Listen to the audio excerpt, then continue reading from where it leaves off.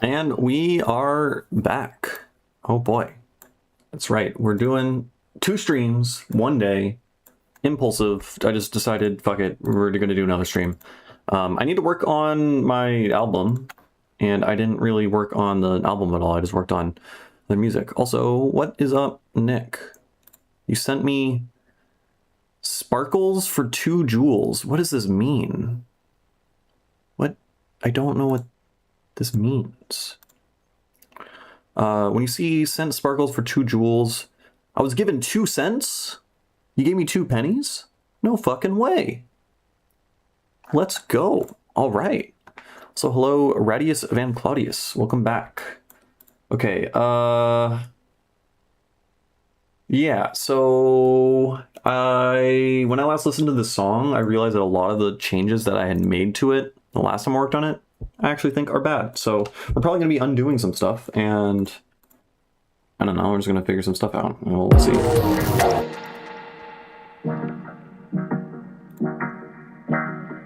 Actually, no, I already know this section is fine. I'm not going to keep replaying it.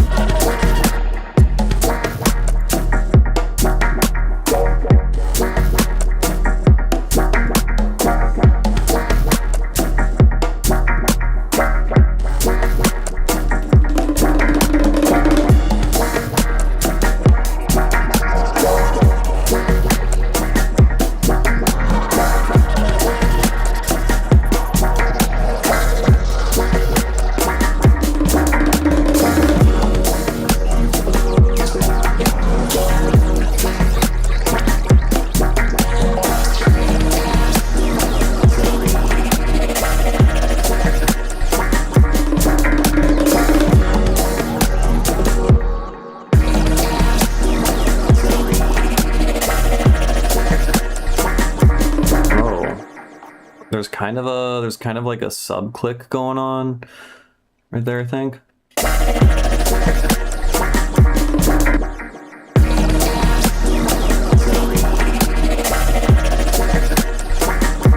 Yeah, that's strange.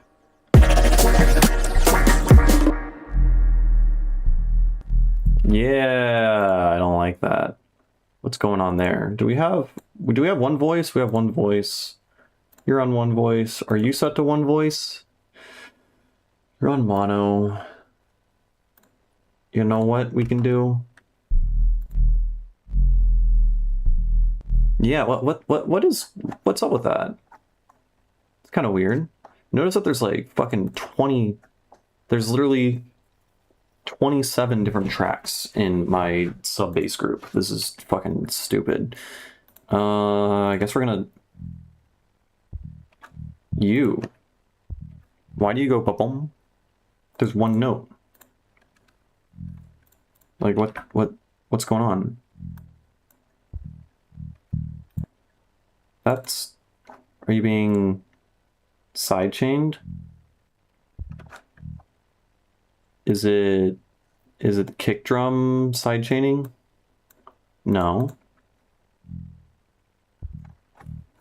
I don't like this situation I'm in. This is annoying. You're fine. Oh, I know what it is. It's, yep. What the fuck? Okay, we solved it. We've solved the issue. Incredible. It's just MIDI pitch bending. Except that probably could also be better. Am I crazy?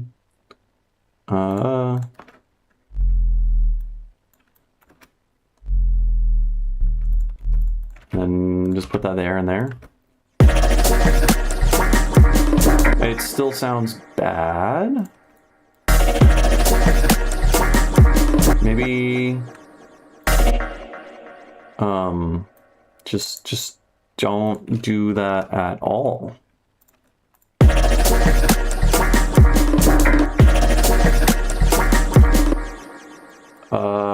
Maybe it's just not supposed to be at that point. That's what it is.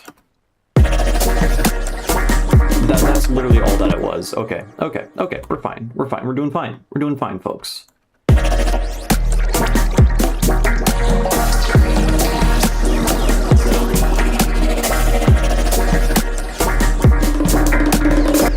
Love it. Love seeing you actually care about it. Feeling good. Yeah, notice the stream title. We're embracing our perfectionist tendencies, which is what is leading the song to take like 6 more months to finish than it should have.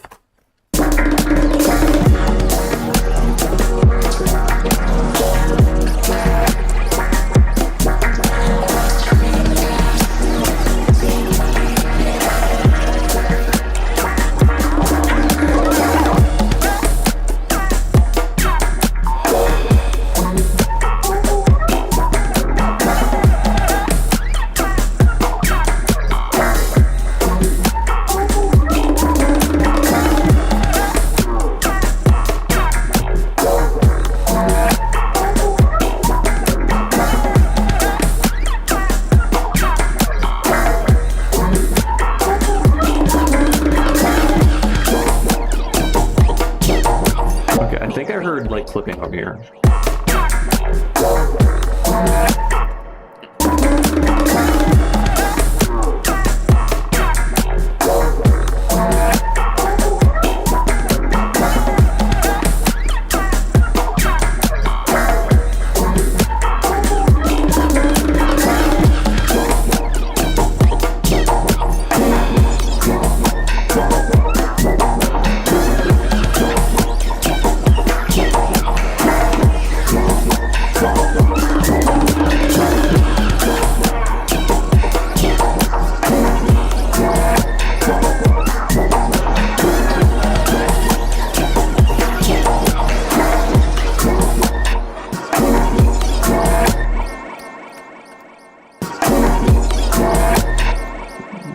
It's you.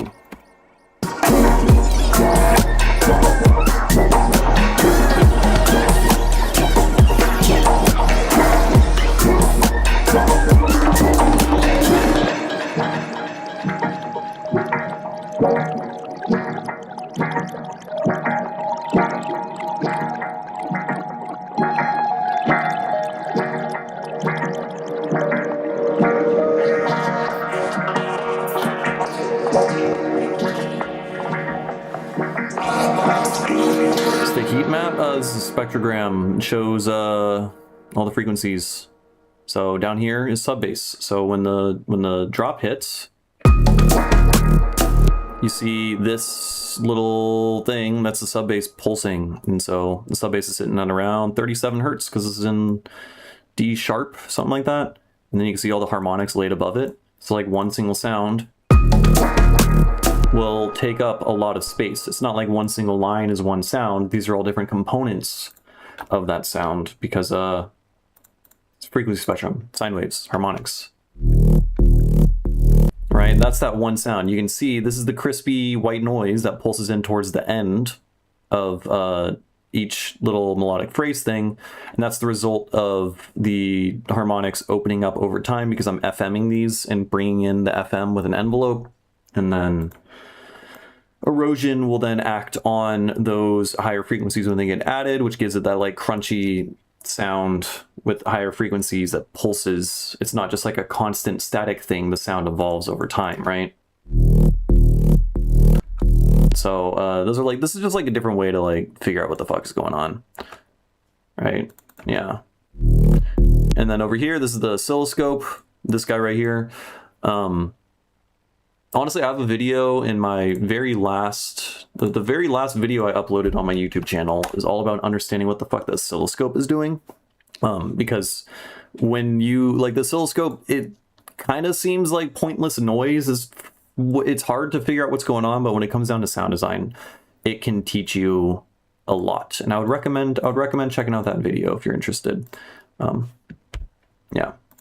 Okay, let's, okay, so I think this section sounds pretty fucking good. I think I'm happy with that. So that's cool.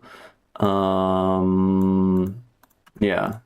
Oh, the vocals are kind of clicky and weird. I don't know if it's something I can fix, frankly.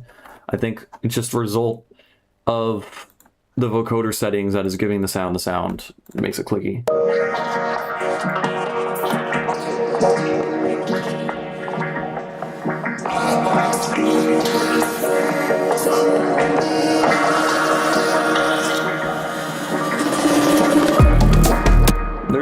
it can be better. It totally can be better. Okay, that's fine. That's fine. Let's make this 9 dB right here.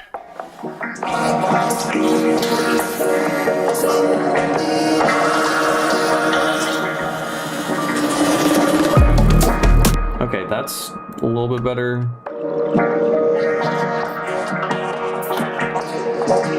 In the Rat Pack. Except the I don't know what you're talking about, but Mr. Leaky probably would be a fan of the rats, the Rat Pack. He talks about them frequently.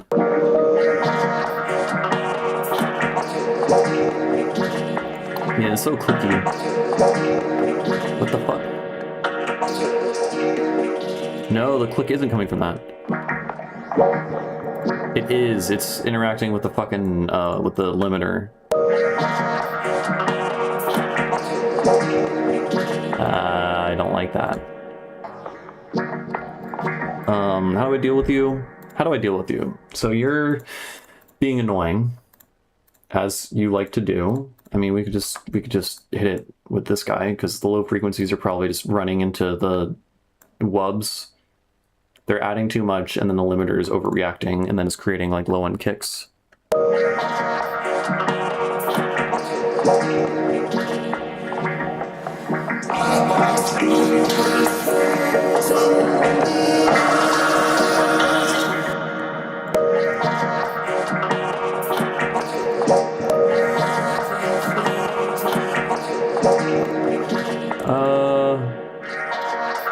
Maybe just like no.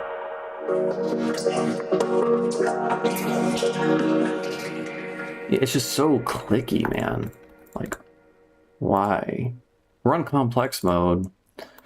Maybe we put the transient smoother before the vocoder. Let's see what that does. What if we make it move in the opposite direction?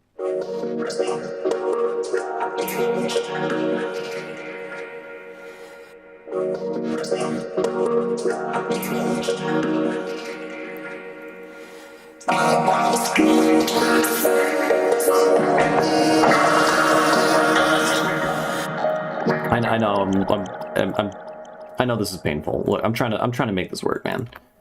What if we make you louder? Yeah, it is totally a volume thing. Or it's not. Why the fuck are you? It's so clicky. Shit is driving me insane. I can't. All right, you know what we're gonna do? You know what we're gonna do? We're gonna bounce this out. Ice cream vocals. Ice cream vocals, and then we're gonna just record this out for a second.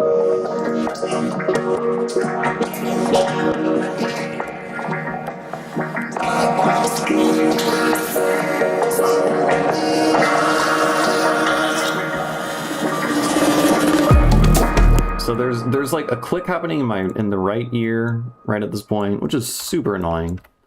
Let's see what we got.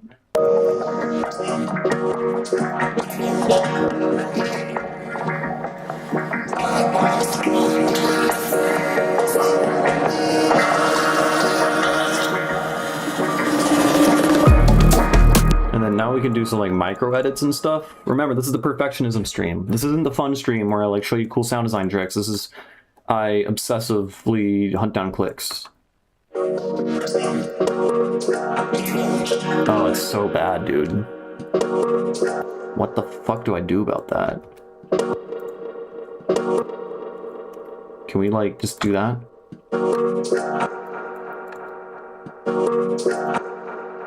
Why are there clicks everywhere? Can we throw stab on you and then just like get rid of transients? Will that just like fix?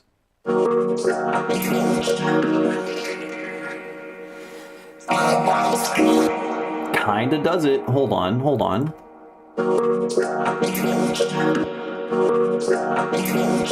Okay. It fixes these ones. There is some really annoying high frequency stuff, but that might just be masked if we play with the whole song. It does not get hidden. So what we're gonna do now is we're gonna do some disgusting, painful manual EQ automation.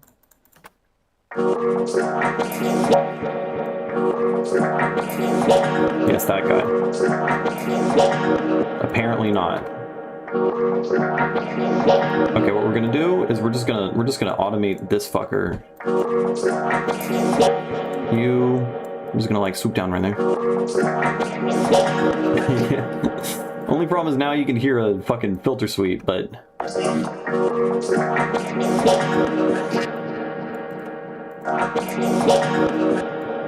okay, let's make this not happen quickly then.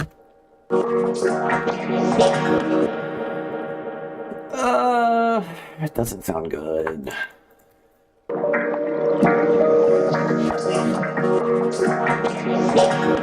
Okay.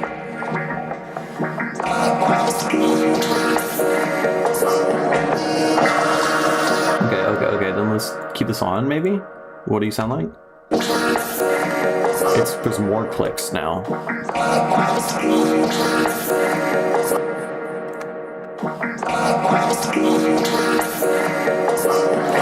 Okay, so stab works here, makes it worse over here for unknown reasons. I don't get it.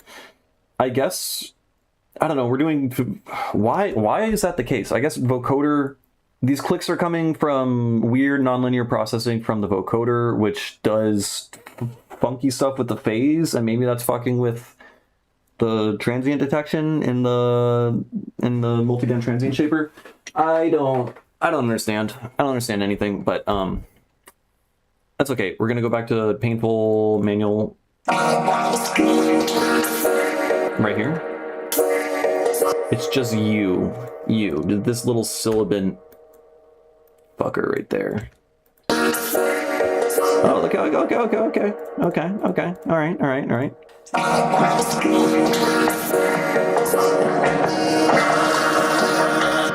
Alright, that's not terrible. What if we glitch this? And that's our cover-up, instead of it becoming silent there? Oh, there we go. You just gotta Frankenstein some shit together, you know? It's like how you can, like, graft, you know, like limbs on the other parts of your body or whatever. Well, we're just grafting this vocal, little bits of this vocal onto this section. There you go. That's the solution.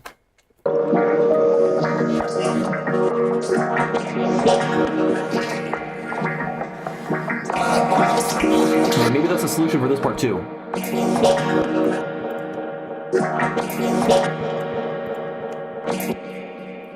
Can we just take like this little bit there?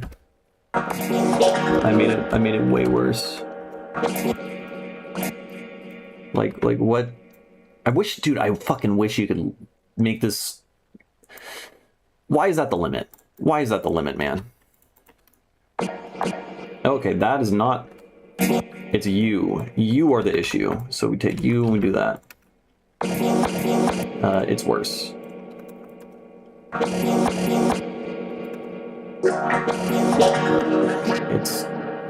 Is it, what the fuck's happening? Okay, so it's pretty bad now. What if we cut you, and then we stretch you out, and then we put you on texture mode, so we granulate this section? It does not fix the issue. That's fine. That's fine. It's still just fucking... Okay. 4 times as much? This is miserable. This is miserable. I'm suffering. Okay. It's getting worse. The granular idea, that ain't it, man. I guess we're just gonna go back. You know what? Fuck it. We're just gonna return to the thing that worked before. That's fine.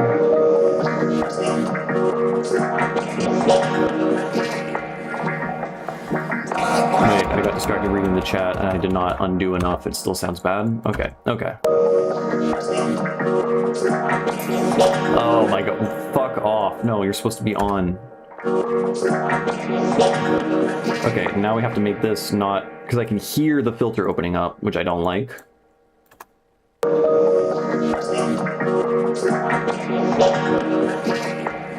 There's another click. Oh, that's disgusting. That's a big click. How did I not notice that before? What's wrong with me? Can we keep stab on? Where is it? Okay, it's right there. We're grafting. There we go. Okay, okay, okay. We're just grafting.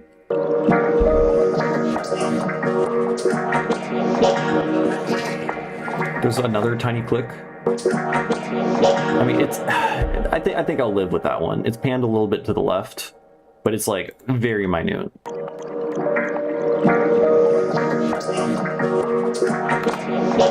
I mean, it does just kind of sound like an artifact of fucking... I don't know, the vocoder. Like, it's, you know, it sounds pretty normal. It's fine. It's fine.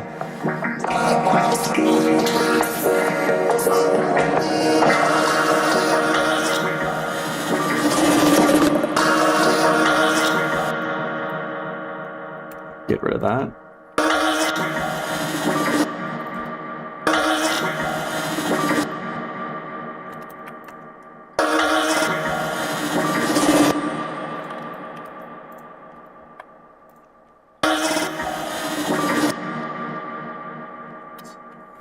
Shit, I bounced out the sound with the auto pan on it. So now when I do glitching here, you can obviously hear glitching.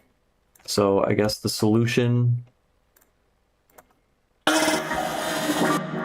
don't know what the solution is, frankly. I'm just gonna close this up. This is miserable. Look, I'm almost done with the vocal, fellas, all right? We're almost there. It's you.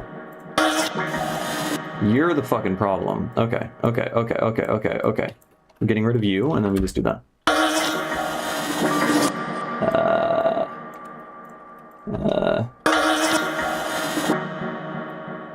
Then just do that.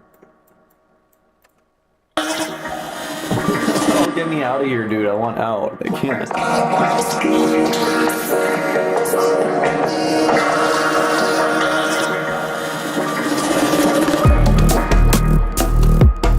I'm just gonna delete that and then I'll deal with it later. It's gonna be very obvious. Okay.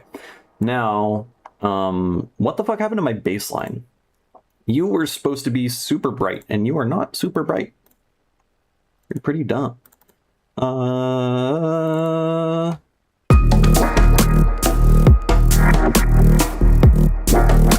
I crazy? Is this how it originally sounded? Okay, we're going into like manic hyperfixation mode, which that's what the stream's about, right? This is a stream about perfectionism. We have a theme. Where is... I'm just trying to find a previous bounced version of the song where I know that I was happy with the timbre and texture of that thing. Not this version. I want to say this version is probably... Yeah, this one is good. So let's take you. Let's go down here. Put you here. We're using reference tracks, and the reference track is our own fucking track. It's like incest. It's just going around. That's probably a cool practice though, you know? Like if you like ever really nail a mix, instead of trying to use other artists as reference tracks, maybe just like use that reference track again. I haven't considered that, honestly. Because then like you're kind of retaining your own sound. I feel like there's something there. Obviously it has to be for something that you've like done really well on before. You don't want to be using a bad reference, but okay, we're gonna set this to exit out, and then we're gonna mute you, and then we're gonna keep you at the same fucking volume, and then this bit here.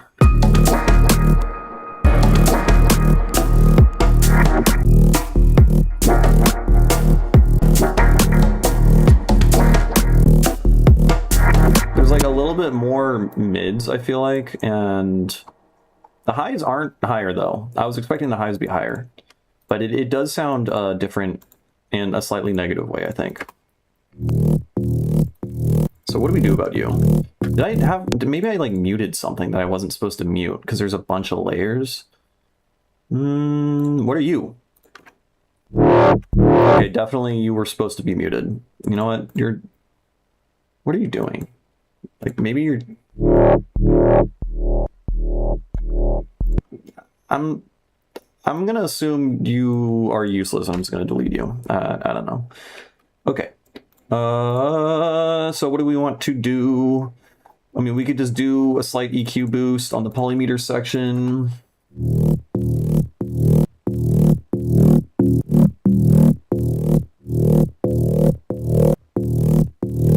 And then maybe... Also, something kind of weird that I noticed is this goes up to like 18 kilohertz, right? Which, like, I mean, I can hear up to like 18, so I guess that's everything, but...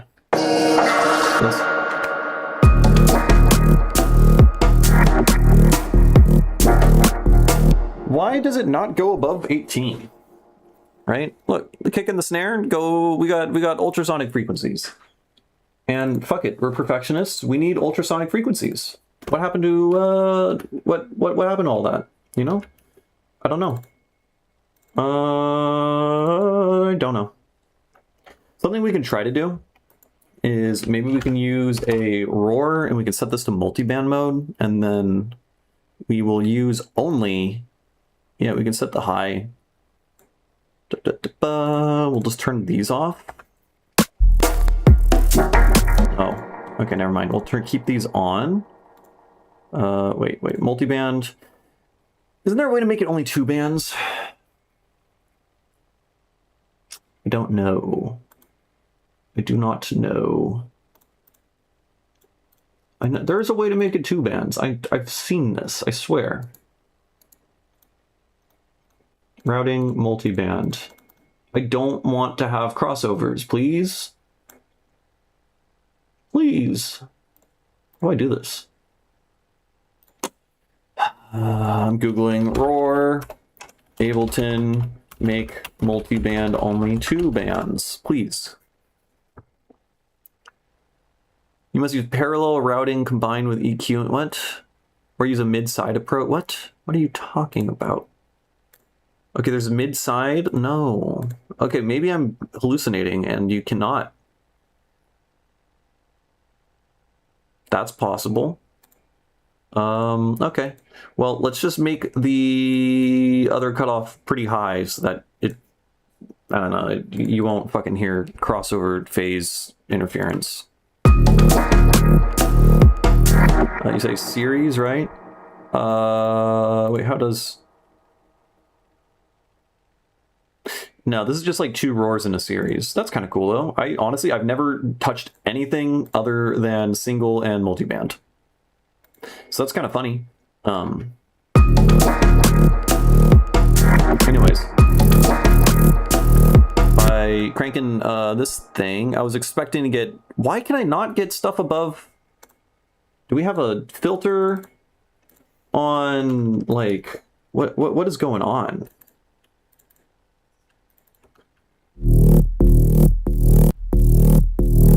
I'm so curious why we don't have anything above 18 kilohertz. It's fine, it's just like, what if, I don't know, a fucking 10-year-old wants to listen to my song? What's up with that? I'm sorry, I just saturated. Right? It gets quieter above it.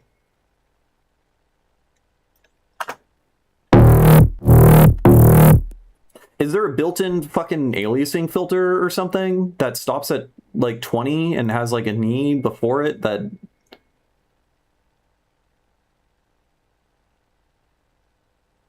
I don't know.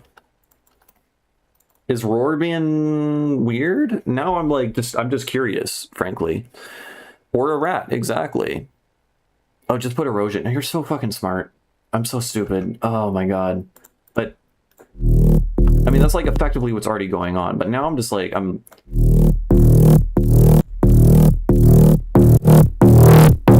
Okay, see, this is giving me frequencies up there, but roar does not.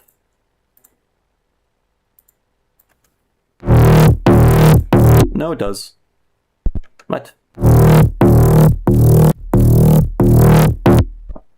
I don't understand anything. I understand absolutely nothing. Okay, all right, that's fine. That's fine. We're just wasting time. That's okay. That's what we do here. We waste time. Let's put this guy on this.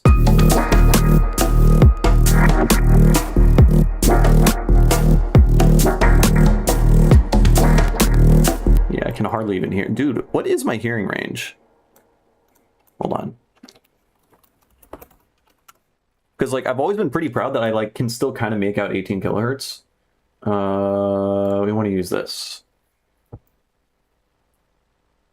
22 kilohertz. Can I not just choose where? Give me 20K, 19K, 18K. I hear it.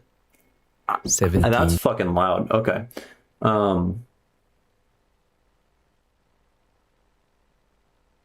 don't know what to do that with that information. Anyways, I can't hear above 18K.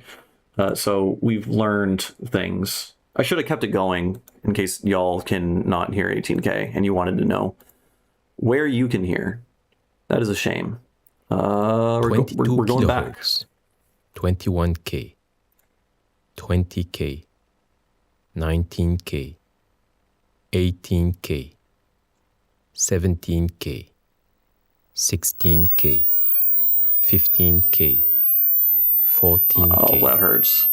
13K, 12K. I'm just gonna assume everyone can hear it at that point, because I'm suffering.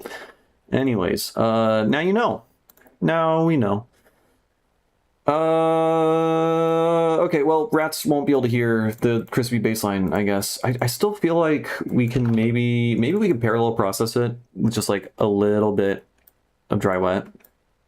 I feel like something's missing on it, you know?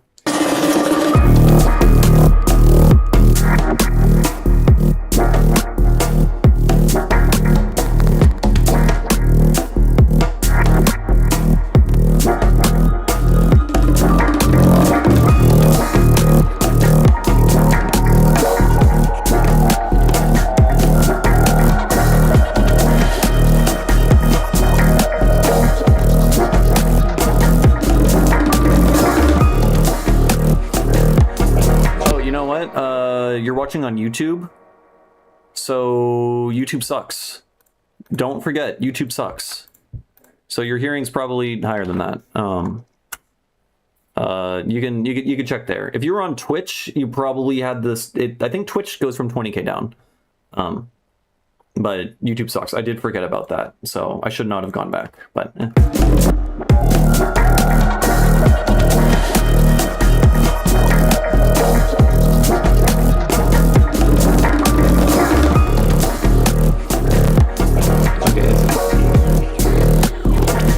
All right, my CPU is not happy. What can we do about that? I don't think there's much we can do about it, frankly.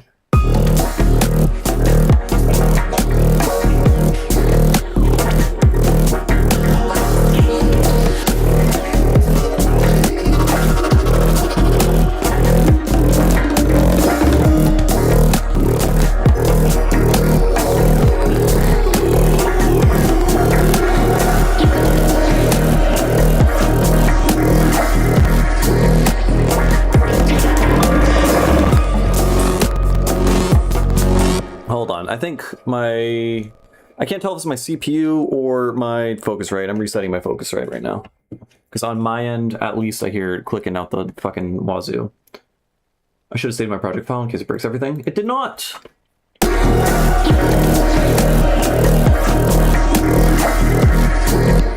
Okay.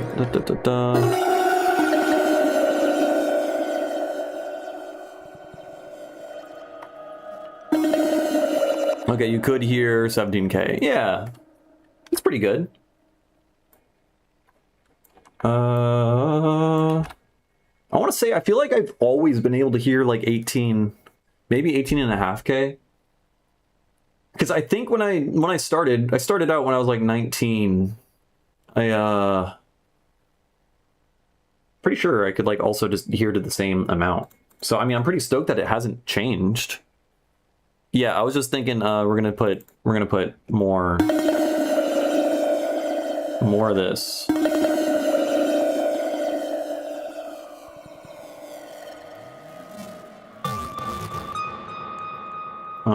Why do you get so quiet? Where's... Oh, it is you.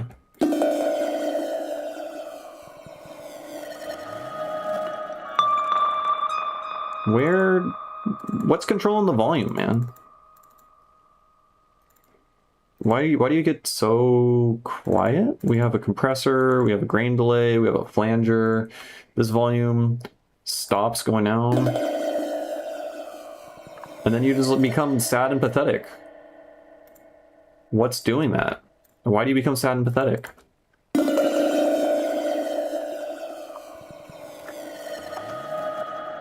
We have a grain delay doing that. Why would that do that?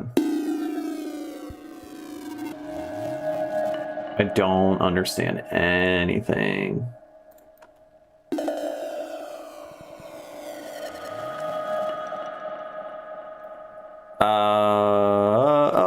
Oh!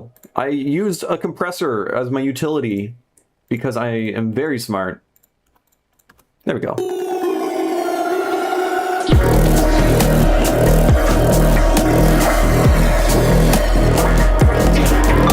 Okay, we're not gonna do that. Maybe we'll go back up.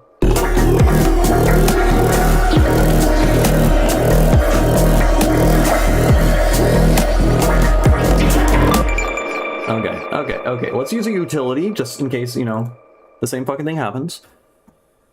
Yeah, I figured it out, Clark. I did figure it out. But,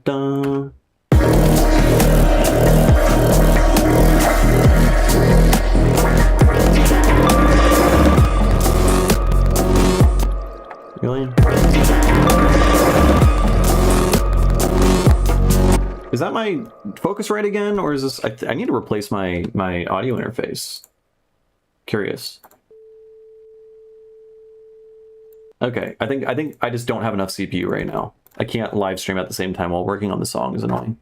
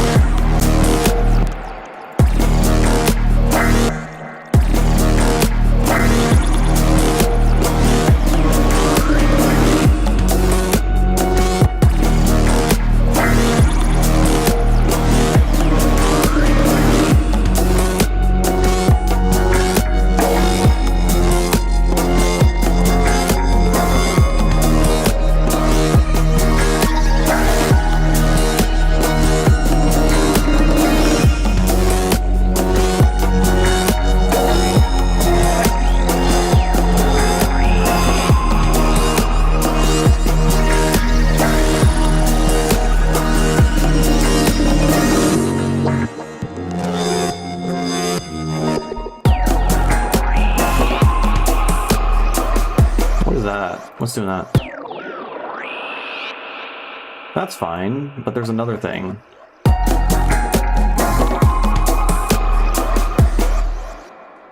Is it all just coming from the Osmos? Where...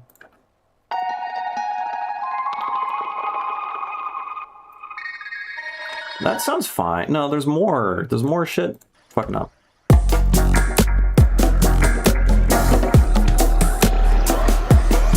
No, it really is just the Osmos, I think. No, it's... Okay, there's so many layers that, like... They're layering together in ways that end up sounding like different sounds and all that stuff. You're fine, I think. Maybe you're not fine?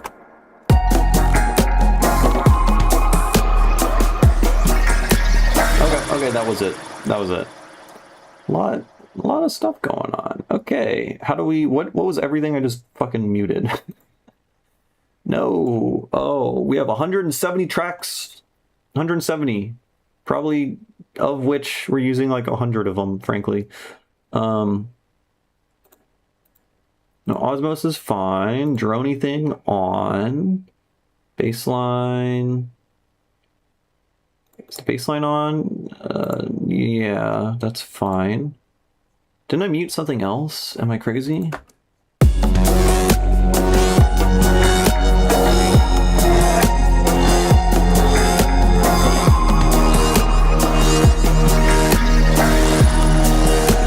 mean, we're just gonna do less reverb on Osmos Boy over here.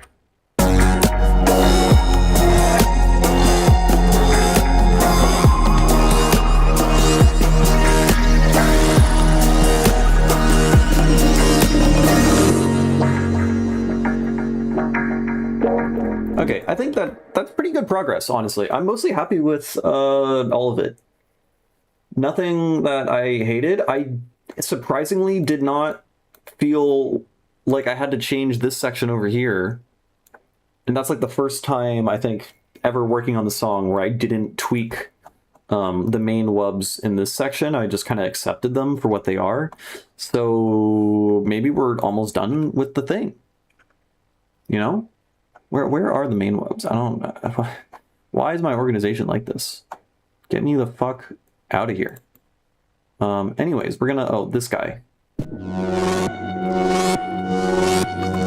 I thought that sounded fine.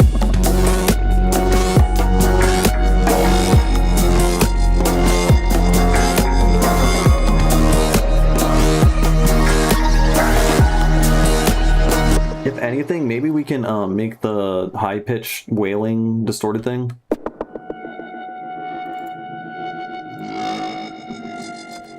Yeah, maybe we could just make this guy just match the dynamics a little bit better, you know?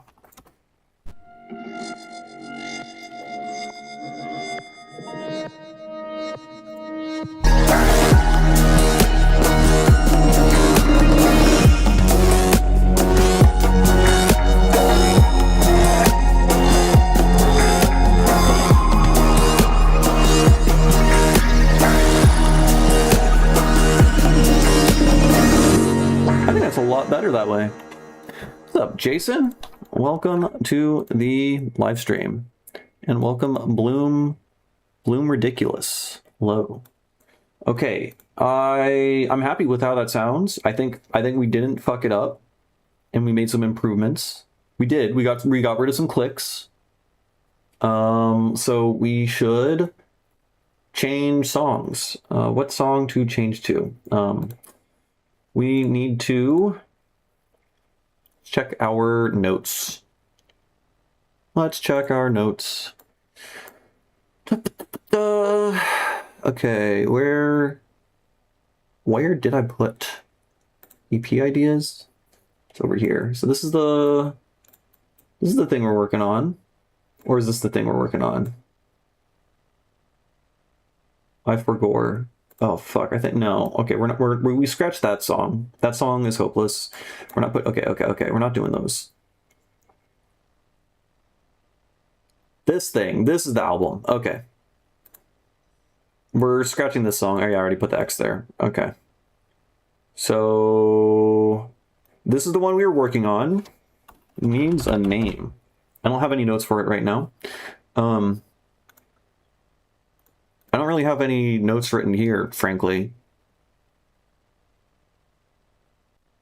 I guess I should just pick one. I don't really have a to-do, which is neat, I guess. I do know which one is fucked up. I don't want to work on that one, though. Let's try... Let's do...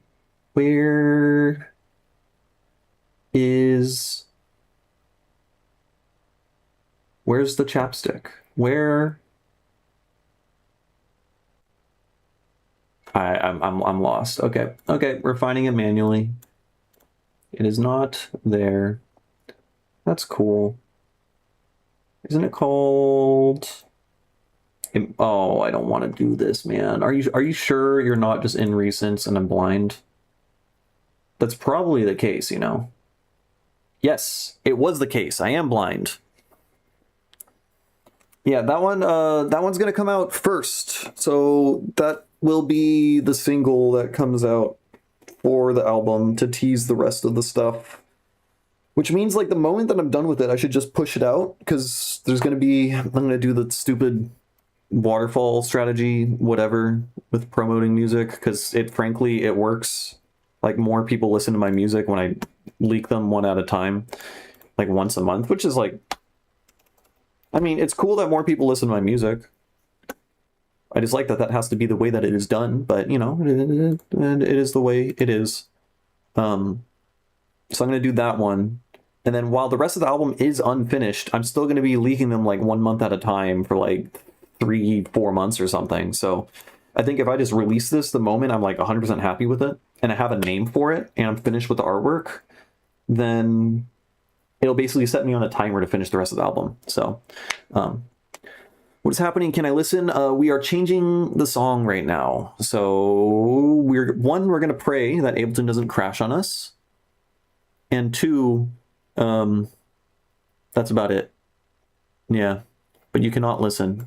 Unfortunate. If you go back in the VOD, 10 minutes, 5 minutes, there will be me trying to remove clicks and obsessing over whether or not I can hear 19 kilohertz or not. So that's there. While this is happening, I'm gonna use the bathroom. So I will be back.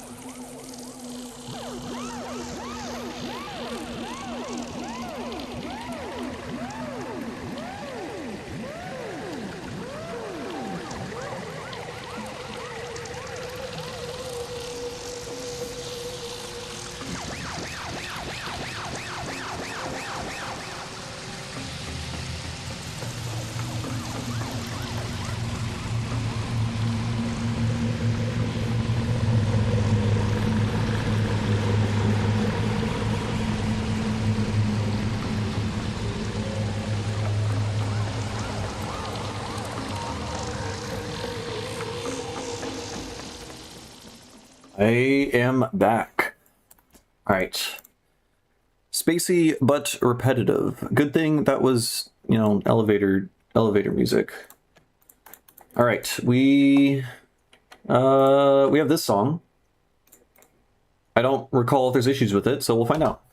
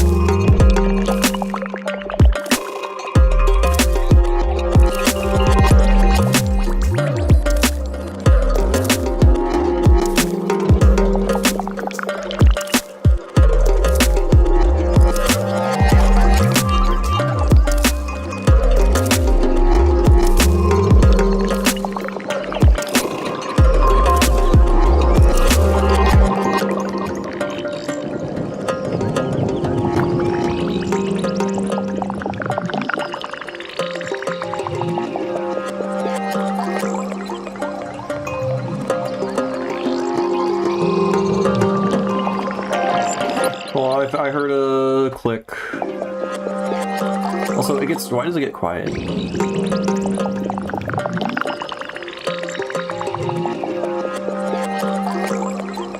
I swear, the bells get way quieter.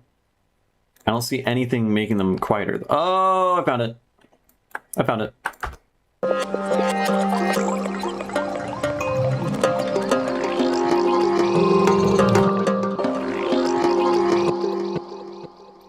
And then there is like a sub click happening right here. I don't think it's from that though. AI viewer streamers. Oh boy. I love that. Stop, get out of here.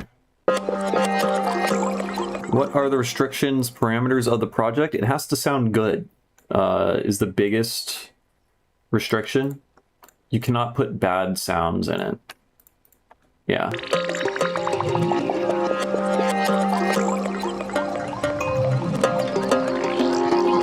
Okay, my main beef really is, I mean, I know they're like, the sounds were made from glitching stuff. But like, I can hear...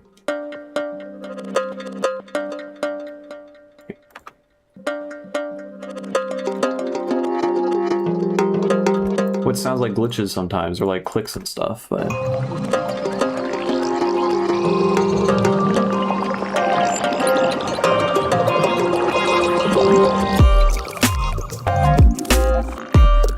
Okay, hold on. The little boing kind of thing. Where are ya? Is it you? I mean, you're fun. Maybe do you appear elsewhere?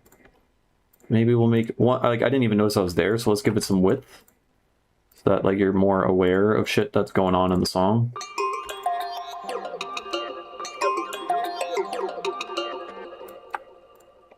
Right.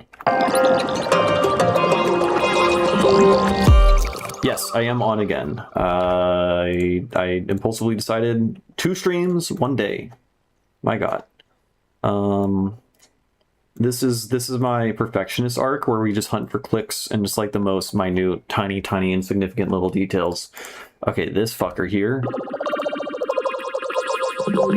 Yeah, that's not gonna fly.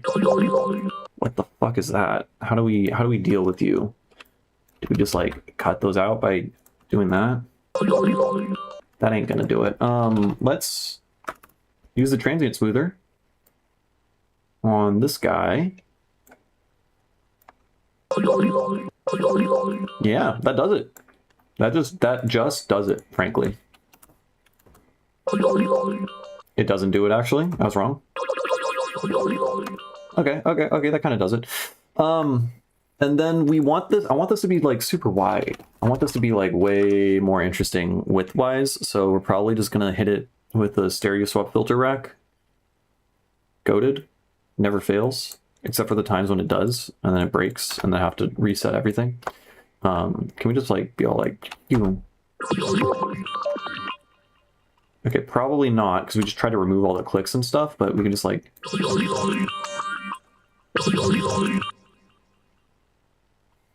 How do I want to do this? Oh, wait, is my plugin working right now? I don't know if my plugin is working right now. It is not. That shit is so annoying. Why are you like this? Maybe because I was... No, it should be reading directly from the right fucking folder. Let's see if I can fix this right now. I'm currently updating my plugin and trying to make it good. And in the process, it has locked me out of using it whilst using Ableton. So let's see if this will... It should.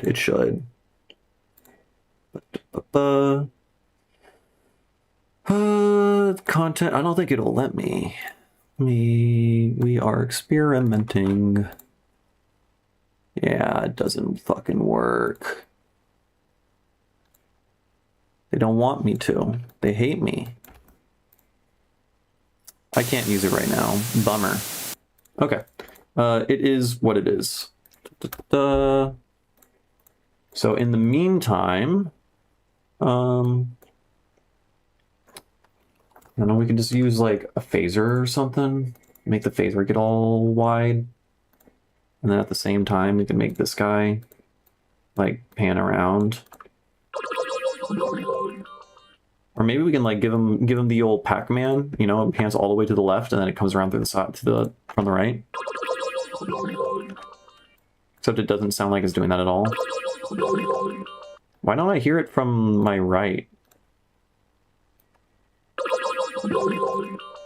Am I collapsing width on the master? Like what's going on there? Oh, I am.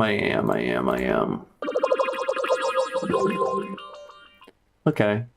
That's fine.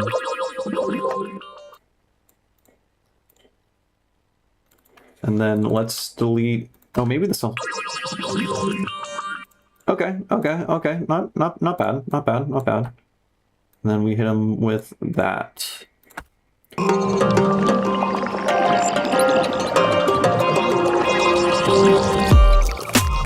right, it gets too loud, but you know that's fine. We can just turn that down a good amount. Let's also just make you go like that much.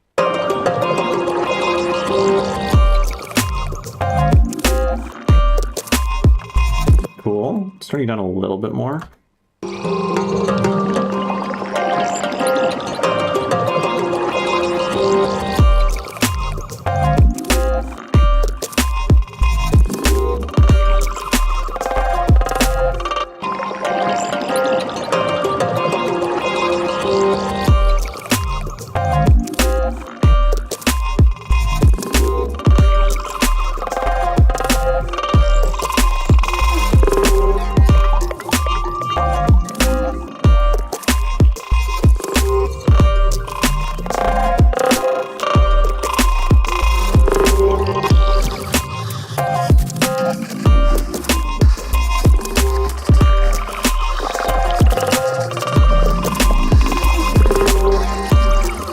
Okay, why aren't the bubbles loud?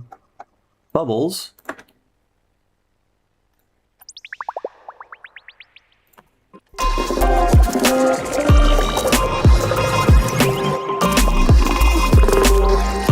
Bubbles, you're supposed to be loud. Why do you think I put you here? You were here to be loud.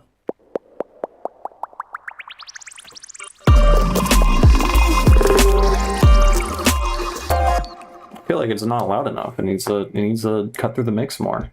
It's probably just the result of me like adjusting the levels of other stuff, and then things get masked. So, yeah. Okay, crafting speed also I'm damn fast. I feel like I haven't accomplished much. I feel like all I've done was I widened a thing. But I'll take the compliment. No, you are wrong for complimenting me.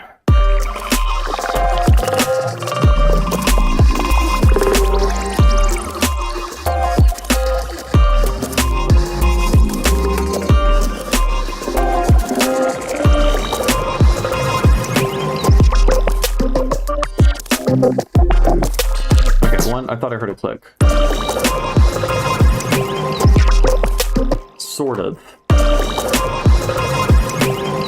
There is a click. It's a bubble, I think. It is not a bubble. The fuck is that? It's right after the snare. It's right after the snare.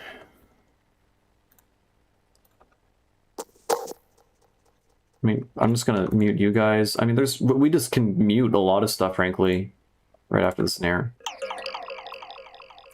I don't think it's you, though.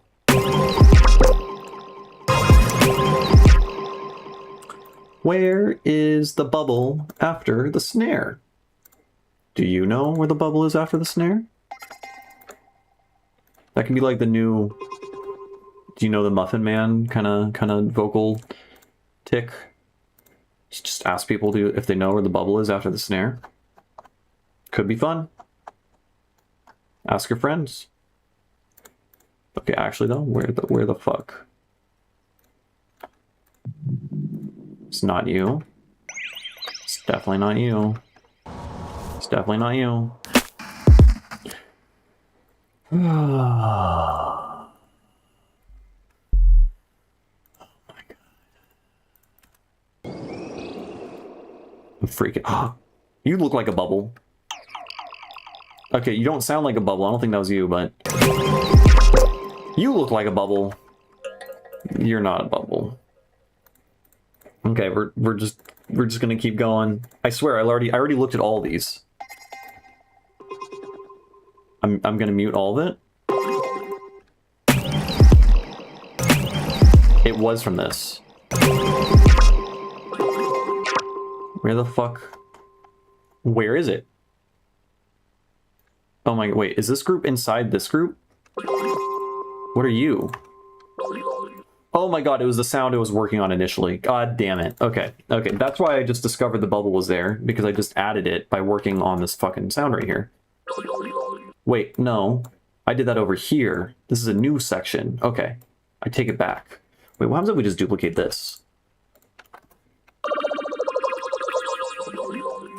Oh, it was the same click I removed earlier. I just duplicate the sound over. Oh my god. Okay, all right, we're learning. We are learning. By the way, what kind of crazy characters are living within this track? There's definitely birds. There's definitely like very specific birds with large personalities, for sure. Like they're about to pop off in this section right here.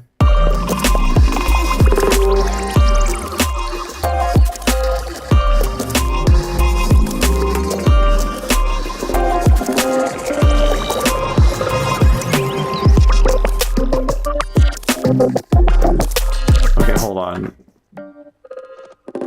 You're fine. Was it you? It was you. You sound kind of bad. I can make this out as an individual layer.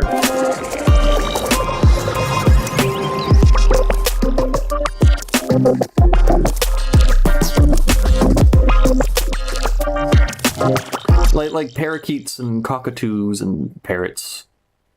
Definitely parrots. Lyrebirds, maybe? Yeah, fuck it, lyrebirds. The birds that can mimic other sounds, you know? I was reading a research paper the other day. You never added bubbles to a track? Oh, bubbles are the best sounds. They are the best sounds. There's the most amount of variety you can add to them. I mean, there's a reason why there's bubbles in all my music. They're so good. Would recommend. And they're pretty easy to make. They're fun. Yeah. Oh yeah, so I was reading a research paper and on animals that frickin' listen to music, essentially. Like animals that can like tell the difference between sound and music, just noise or whatever in music. And basically anything that speaks a language, which makes sense. You know, like our hearing has evolved in conjunction with the language centers in our brains. And so it also makes sense that like the way that we learn music is often through language, right? Like associating words, a major chord, a minor chord, whatever, using solfege, stuff like that, creating language associations with the sound kind of happens. Why like earworms are a thing, want to sing things, convey, I don't know. It's just interesting. Anyway, so parrots like music. That's cool. Cats, they don't like music because they don't really speak. They don't have language centers. I bet dolphins and whales love music. Whales have like massive language centers. It's kind of crazy. Cats like the new Boards of Canada. Okay, never mind. I take it back.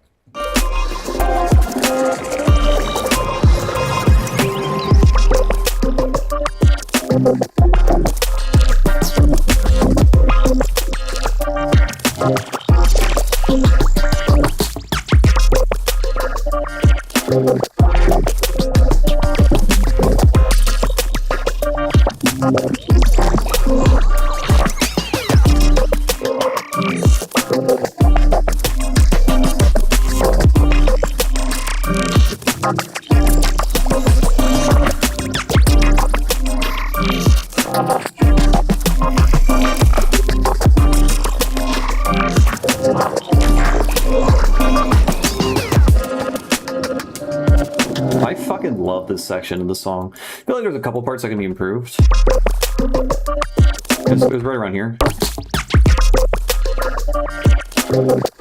Right, I feel like there could be something that rings out right here.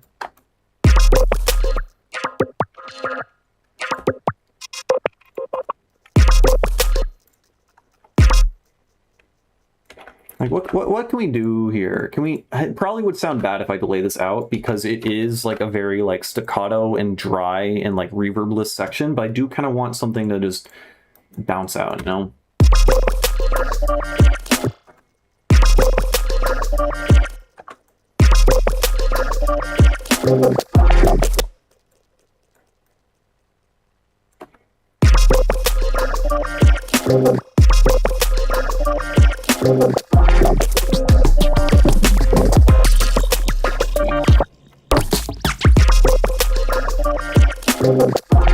This one I'm also thinking of putting out as a single. There's going to be a few.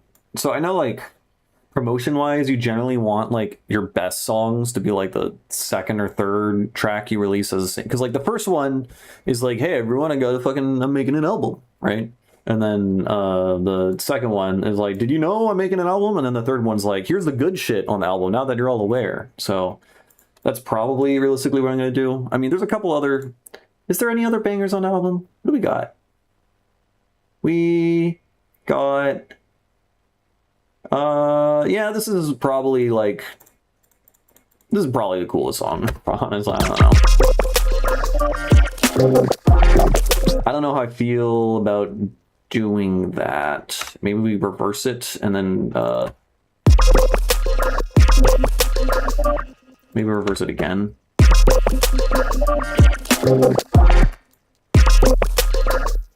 I don't like it. What do we do? How do we want... I want a thing to, like, ring out just a little bit. Maybe we just, like, splash some reverb, just a wee bit.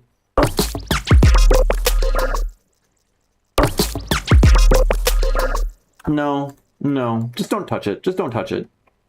I'm not sure.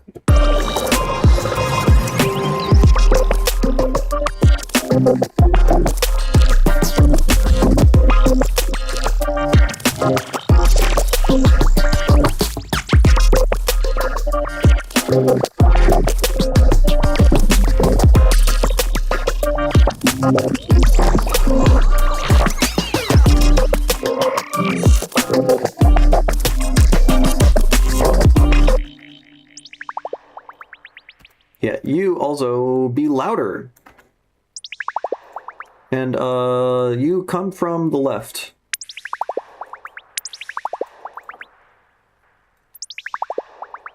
Yeah.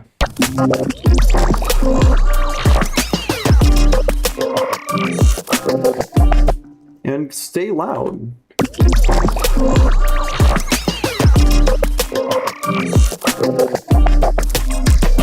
And thank you, trackpad. Yeah, it seems like there's quite a few new people tonight, so YouTube algorithm doing the thing. Which is weird, because it's my second time streaming today. Maybe they like that. Maybe they're like...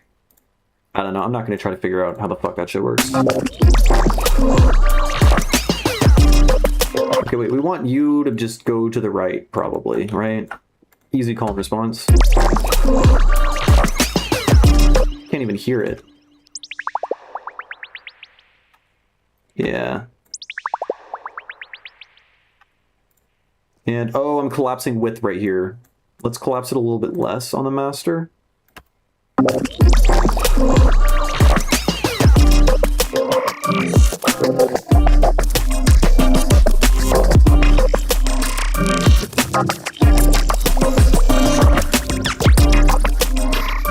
Is that different from this section? I think it's literally the same, but it's the same volume, man. What? Get loud, man. Just be fucking loud.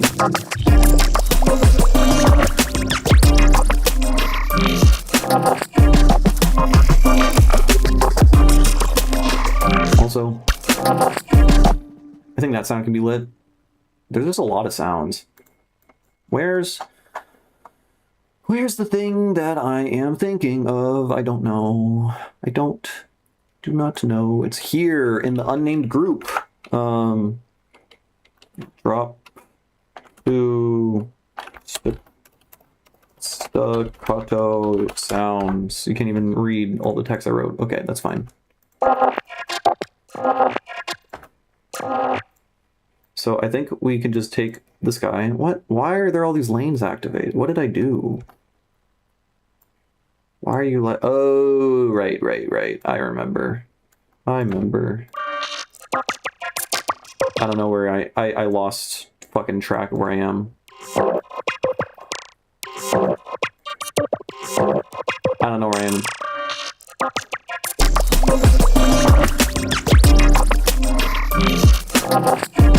Right here. Let's try autofilter. We're just making shit bubbly for a moment. High resonance, 16th notes, up LFO. We want you ramp up.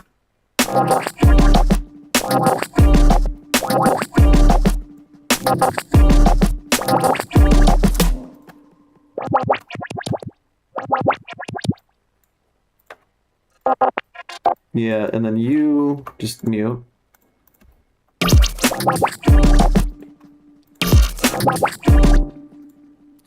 Just for a moment.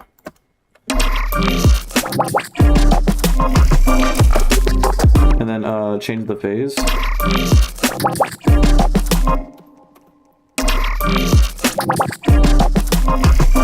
And then let's make you... Oh, you're on texture. That's why you sound like shit. Let's put you 16th. And then put you back to 16th.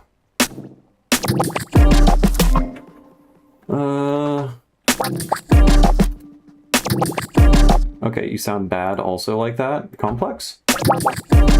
Okay.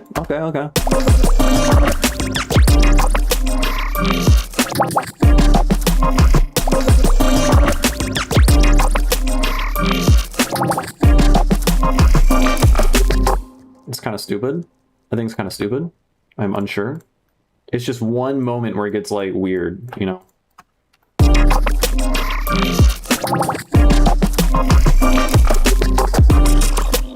Also, I don't like that it's leaning in one direction, so let's do phase automation.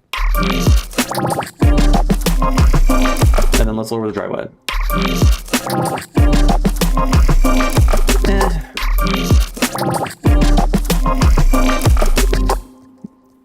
I have to listen in context with everything, frankly. Let's go back in time a little bit and just re-listen to this section because I've been working. I need to refresh my perspective. Yeah.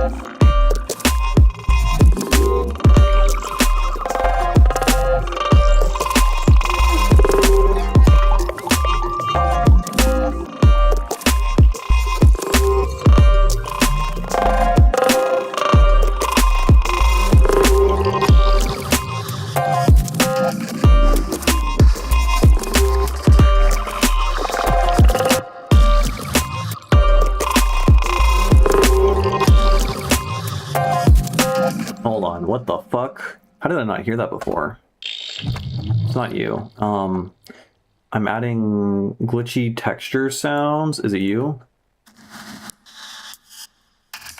Yeah, these... I don't know if they're... The way they come in, I can hear the whole noise floor layer because they're super compressed. Maybe we can try reduce ambience. Here's a fun multiband compression preset that literally just removes noise. It did not work. That's great. What if we duplicate it a bunch of times? Please? Please? It did not work. I think it's just because it's super, super compressed.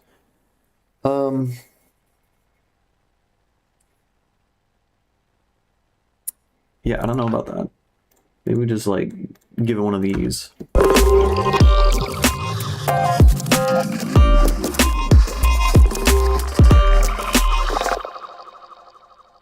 Let's give it stab. Just stab it.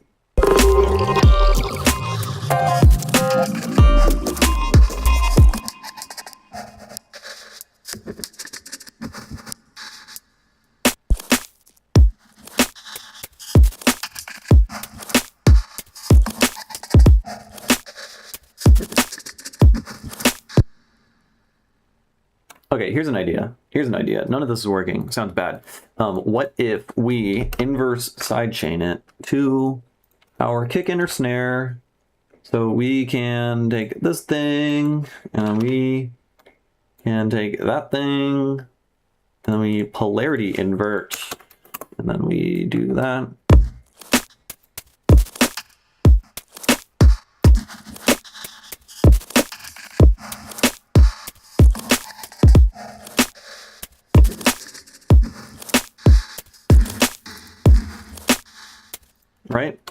Right now it's linked to the kick and the snare.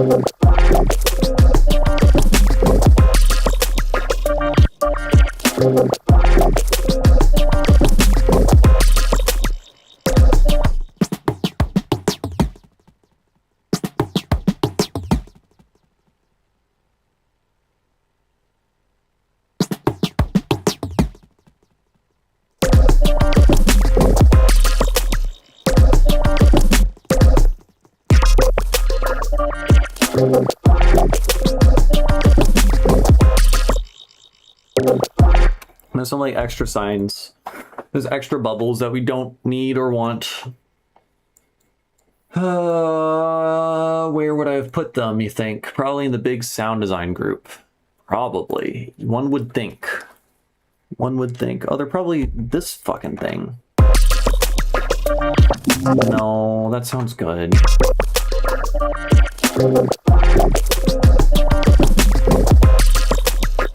Was this the right spot? Am I...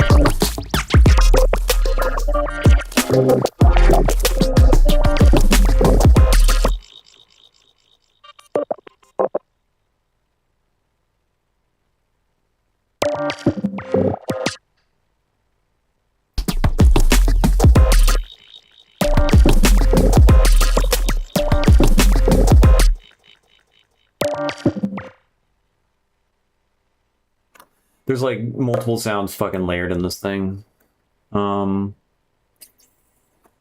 This is difficult. Working with sounds that happen really short. I can't speak English. Working with like really tiny bits of glitched up sounds. It is difficult.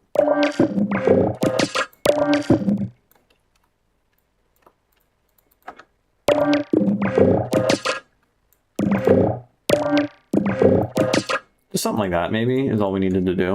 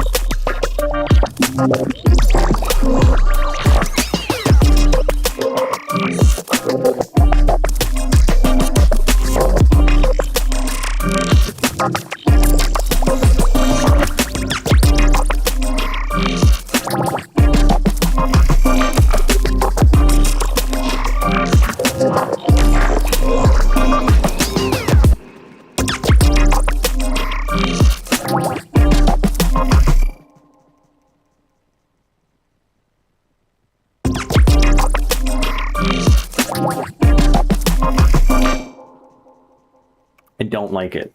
I don't like how it sounds. It should no okay. It just sounds completely different from every other sound the whole entire time. There's no consistency. It sounds random. Which, like, I mean, one might say the whole fucking drop sounds like random fucking sounds happening, but this one's a step too far. What if we just take you and then what do we do with you? What do we do with you? We just kind of hit him with one of those and one of these. I mean, it might just be that fucking simple. We just add a little pause just to keep the glitchiness, you know?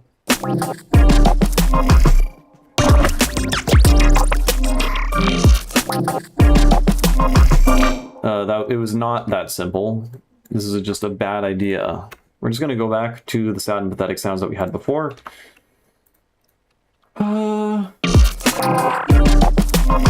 Right, that's what we had. Except it didn't sound that fucking bad. What's going on, man? Is it you? Right, it's you. Ooh, what if we ring mod it? I mean, no, that's probably stupid. Let's try it. Ring mod stack. This guy.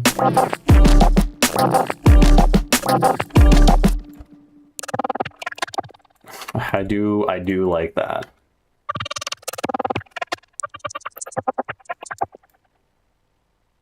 18 hertz-ish. And then, oh, we could just give it one of those and then one of those. Yeah.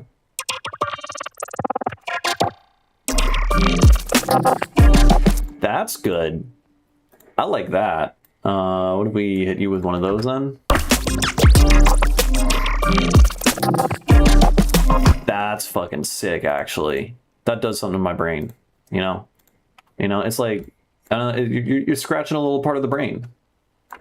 Ring mod stack rack. I keep saying it. It's good. It's good stuff.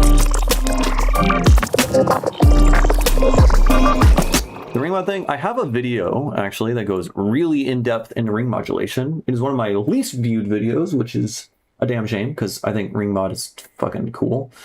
This one right here, this guy, we talk about voice scrambling, so you can like encrypt messages by inverting frequency spectrums with ring modulation, and also you could just stack a billion ring mods on top of each other, and it sounds fucking sick. So observe, I have like 15 ring mods just sitting on top of each other, and so it sounds fucking insane.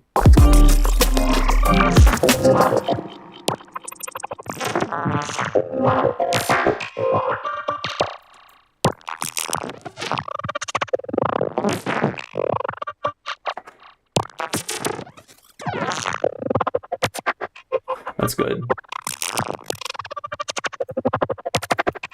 I fucking love ring mod. It is so underutilized and underrated because people don't know how it works.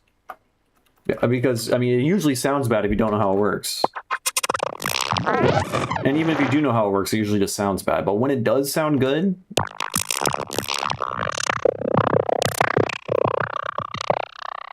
you know, fucking, I was playing Fallout New Vegas a little bit ago, and Prim Slim, the fucking Protectron, his voice is just, it's just a dude talking with the ring mod on it.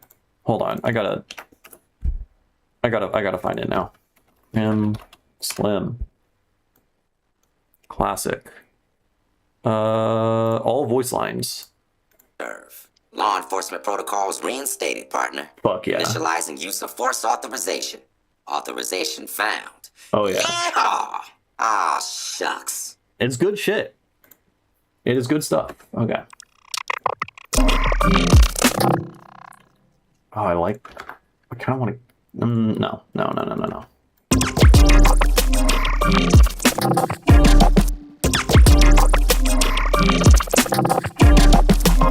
Maybe we go like that.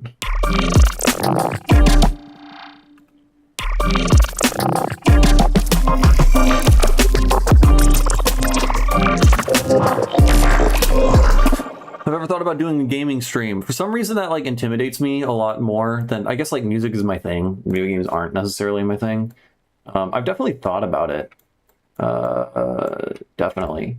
I have like a bi-yearly ritual of what does the Flatline preset do? Flatline, it's like imagine OTT, but like none of the baggage and just like way sexier and cooler, and also no one uses it, so you can feel like you're part of a secret club. Whereas when you use OTT, everyone uses it, and it introduces clicks. I didn't really explain much, but basically this is just a preset similar to OTT, and that is a multiband compression preset that slams the shit out of your signal, but does it in a nice kind of transparent way that doesn't add a shit ton of noise and doesn't add a bunch of clicks, and just brings all the dynamics out like crazy. I don't know. I just know when I started using this, I started using it in all my project files. My mixes just got better. My music got louder because everything's compressed. I mean, it is like a super, super compressed sound, but it's a different kind.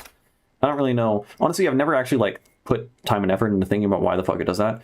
I mean, clearly, you know, we have, I guess the above and below threshold is like infinite. And so this is slamming anything up to any sound in this frequency spectrum up to this point here, like at minimum. And so it's still squashing it. Wait, let's look at OTT. I totally got distracted. What was I talking about? So OTT, what's the difference with you?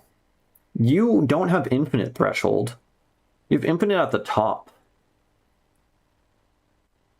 Whereas this has infinite at the bottom. Wait.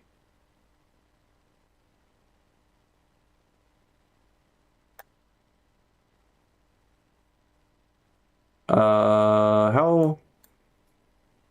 That's stupid. Okay, so in 1 to infinite is red on top, and 1 to infinite is blue on bottom. That's so stupid. It should, look at this. If they're both red, they should both be doing the same thing. That's so stupid. Why would they do that?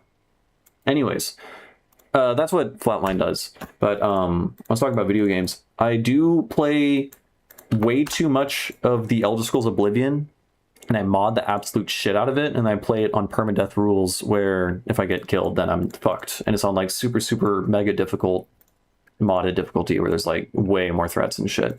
And like maybe that would be fun to watch. And you can watch me mauled if I'm like getting murdered by something. I would just do that on Twitch. I wouldn't want to put it on my YouTube channel. Stuff like that. Maybe. But for whatever reason I just find that intimidating. I don't know.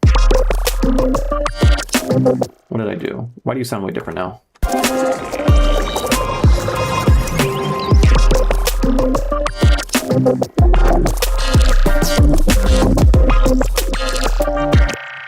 Where's the delay? What did I do? Oh, it's the flat line. No? Yes? No. Oh, the dry wet. The dry wet isn't dry wet for the flat line. I see. Here, we're just gonna We're just going to turn you on only over here. Otherwise, you will be off. You will be off.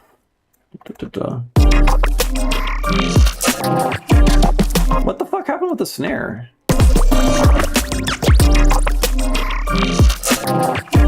Why is the snare doing that?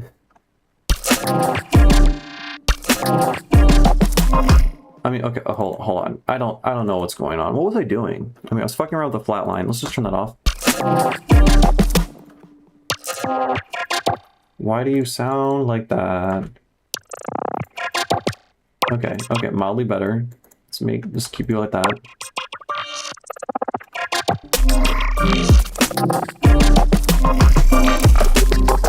I don't know why the snare's fine now. Weird. Hey, what's up, Van Dweller?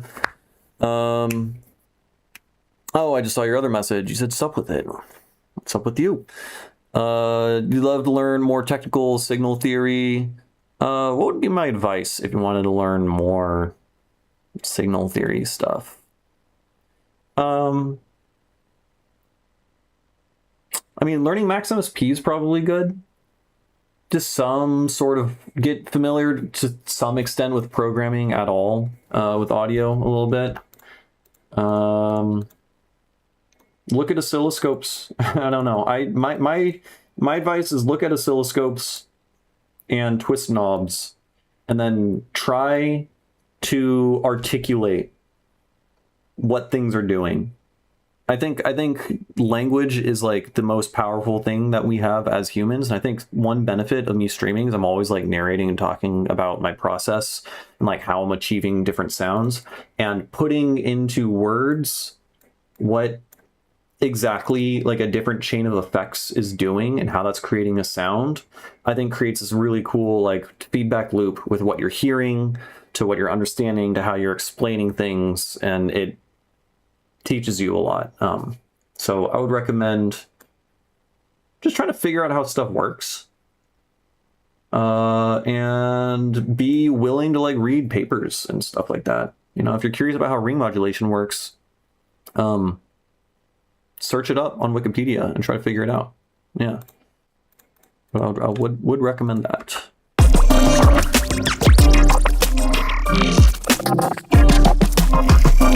I think that you could be better. You could be better. You could be way better. Why? I swear you were sounding so much cooler. It's like, no.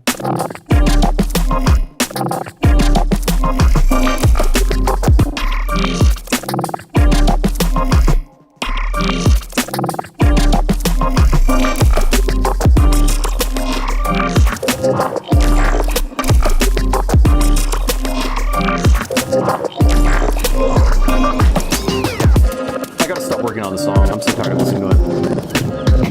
But the song sounds pretty fucking good, honestly. Like, this does not need that much attention, I think, at this point. There are songs of a much larger priority for me to work on. Like this one. Okay, this one is not even close to done. So you'll see what it's like for me to work on songs that sound bad. That'll be fun. It'll be very, very fun. Let's see. Did I miss anything in the chat? There have been a lot of people speaking. No, I think I've been addressing everything, or at least silently acknowledging and not addressing it all. But yeah.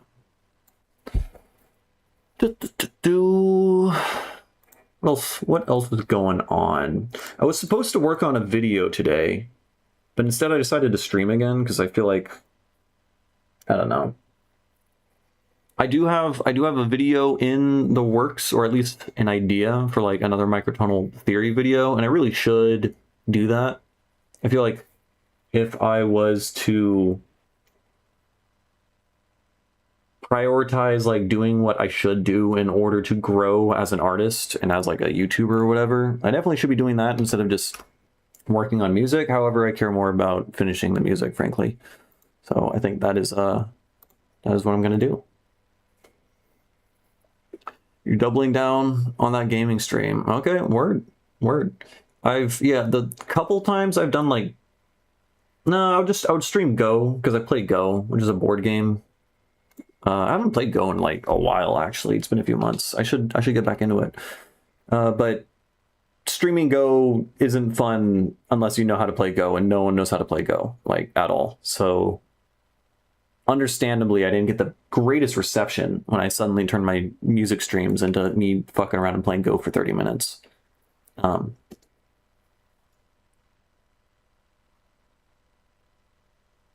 Yeah, I think that's it. I don't think I've ever played any other games. Yeah. We're just waiting for Ableton to load. It is not responding. That's fun. It's very fun. I guess I can, well, turn on my synthesizer. I should have done that a while ago, and then I can jam or something. Though I've also been neglecting the piano, and I gotta keep in touch with that. That is for sure. In fact, oh yeah, I know what I'm supposed to do. This next song, I need to learn how to play the song on my synthesizer, because I think adding a layer of the synthesizer playing it would actually kind of finish everything off. And Ableton crashed. Great. I love it when you try and fail to open for 2.5 minutes and then just don't. That was lovely. Thank you. What are you called? What are you called? Did I put you in the right folder? Yes, this one. So this song is 2 years old now. Dude, time's going by too fast. I dislike it. I'm not a fan.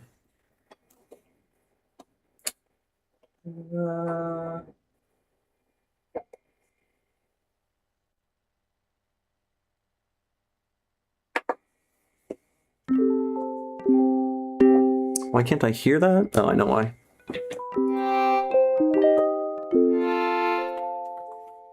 And then hold on.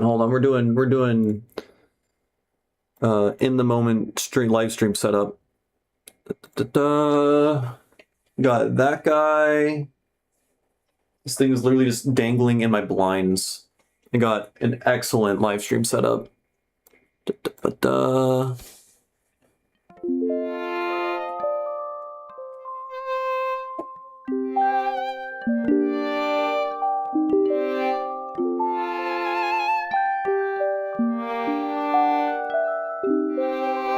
We should do a collab tonight. I mean, I'm down to start a collab, but there's no promise whatsoever that it will be finished, because I'm terrible at that.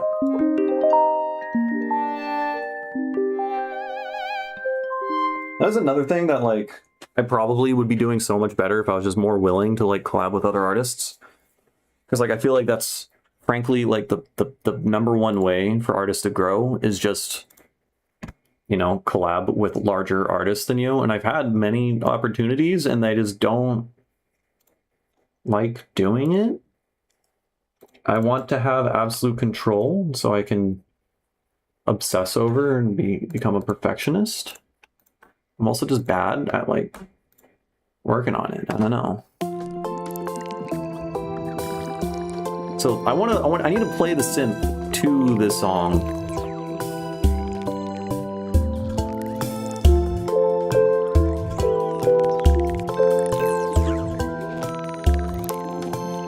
Yeah.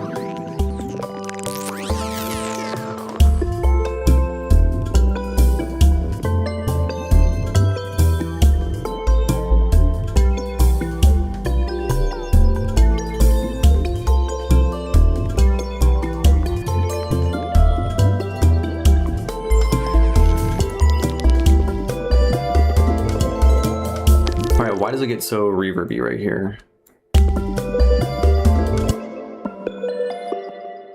Just there for no reason.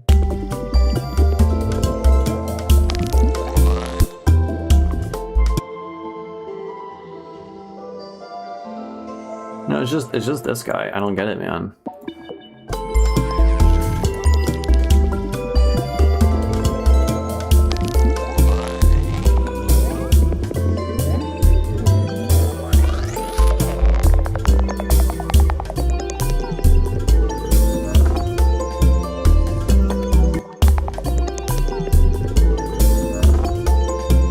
How long has that been there?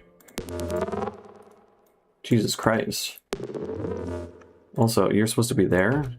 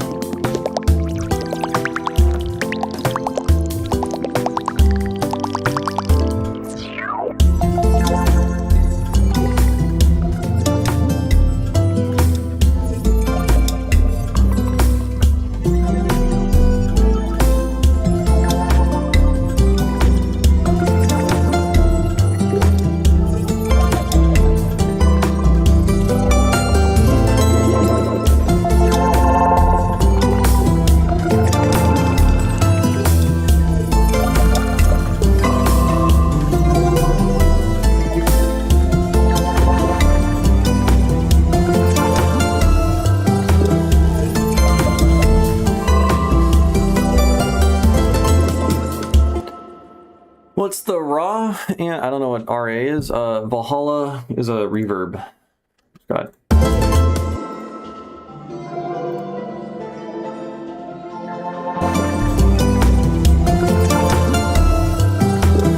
Adrian, oh hell yeah, yeah. You guys. I mean, I think I even told you. Yeah, when you very first popped in the stream and you submitted a song, I was like confused. Because you said that you lived in a van, you lived in Santa Cruz, and you had music that sounded very similar to his. And I was like, what? Is Adrian fucking with me right now? I was like super thrown off. So like that totally makes sense that you guys would vibe like that.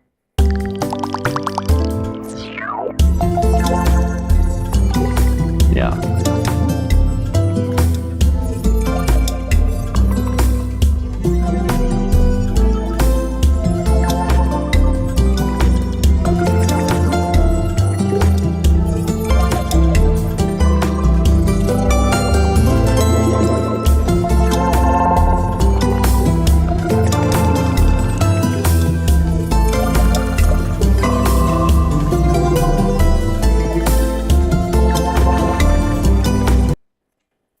I want to make this like roll away.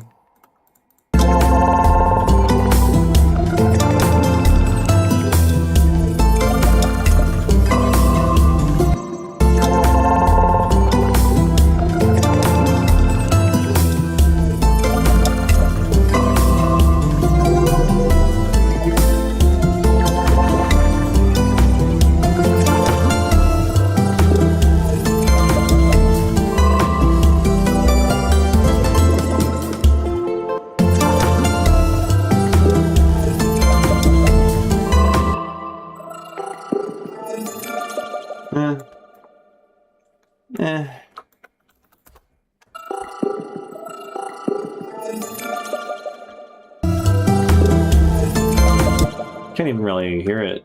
So the last bit kind of sucks.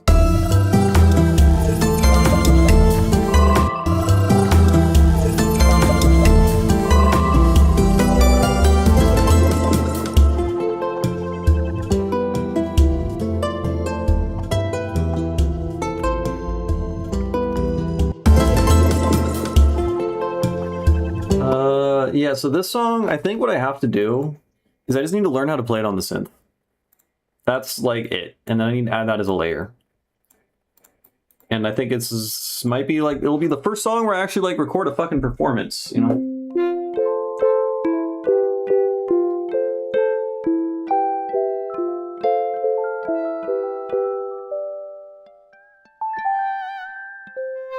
Yeah, I don't even know.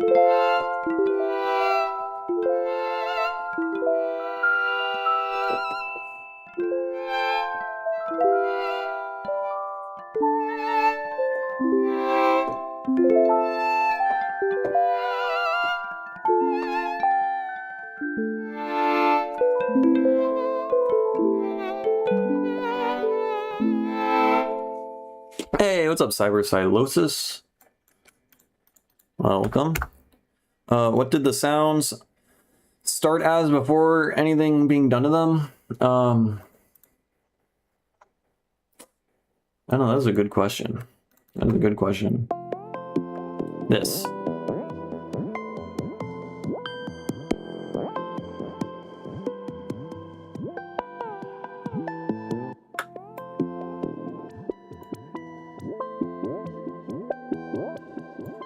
Yeah, man, I'm very, very excited for a show.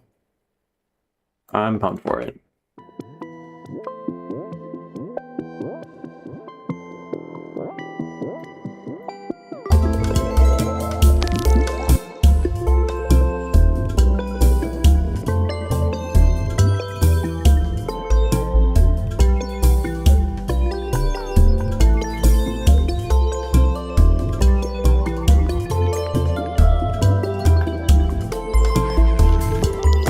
No, I think this.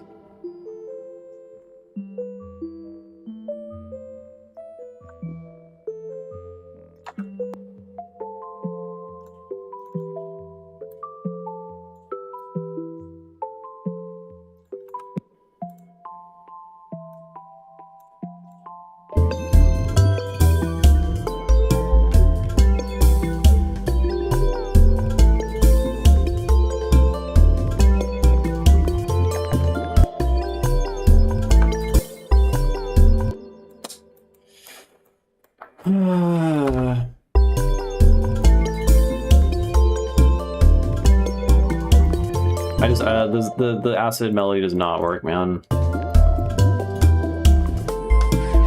I just have to learn how to play it on the fucking. I gotta play it on the synth, which means I have to learn how to play it. That'll be done another time.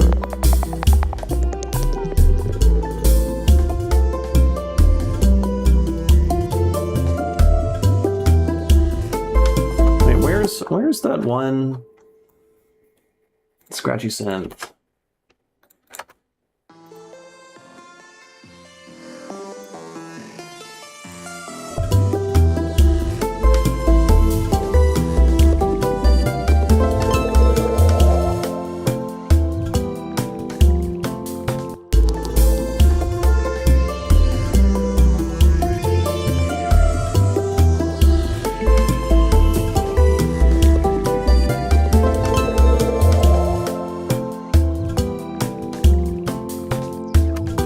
This is muted. There's nothing going on here. But I use this to make sounds. It's just a big sound design rack. So we have, was it this? What are you? So like, let's say we have this. And we send it to C, and then we listen to this.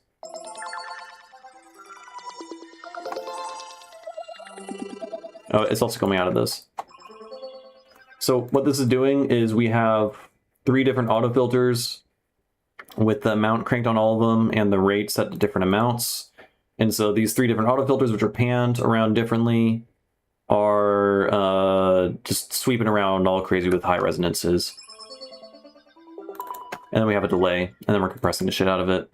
And we have, we were supposed to have all of these being fucked with by the spellbook, but apparently spellbook decided to break, which is great. Whoa, is what? Okay. Hold on, let's fix this. Just so you can know what the fuck is going on. I think we just want to map that to this and that, and then you can get mapped to that and that, and then we can map that to that. So all the shit.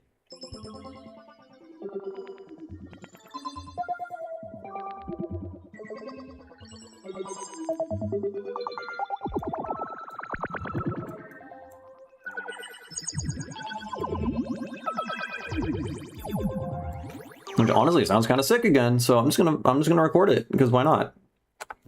Right? You.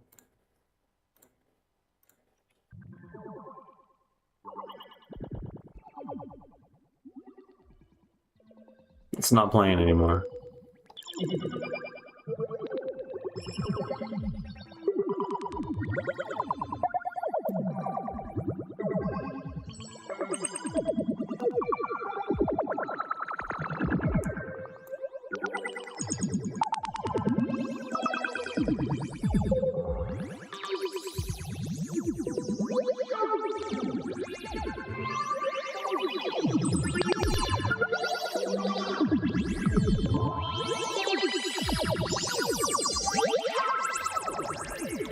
Can you reverse engineer it? Like, take this sound and go backwards? No. No, these are new sounds.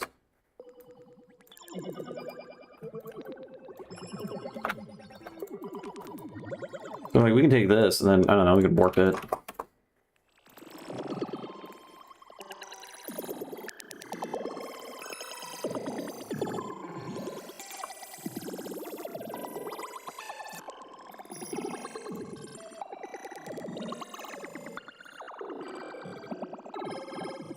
I just want it outside of that group for now. Alright, you sound crazy.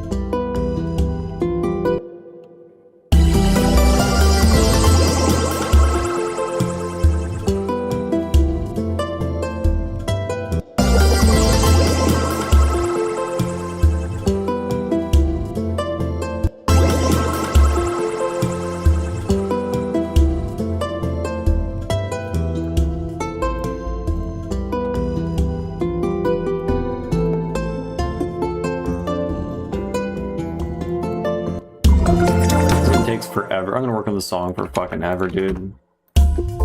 I need to play the fucking synth, because this section kind of just sucks.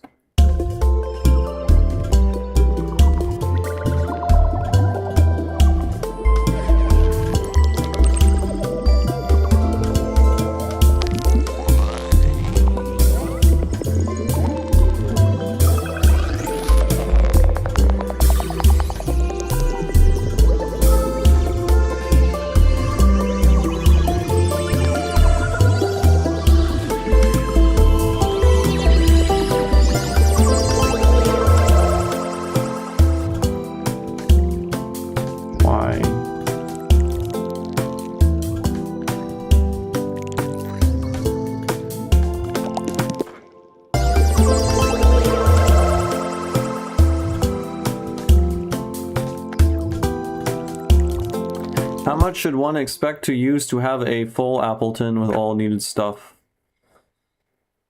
I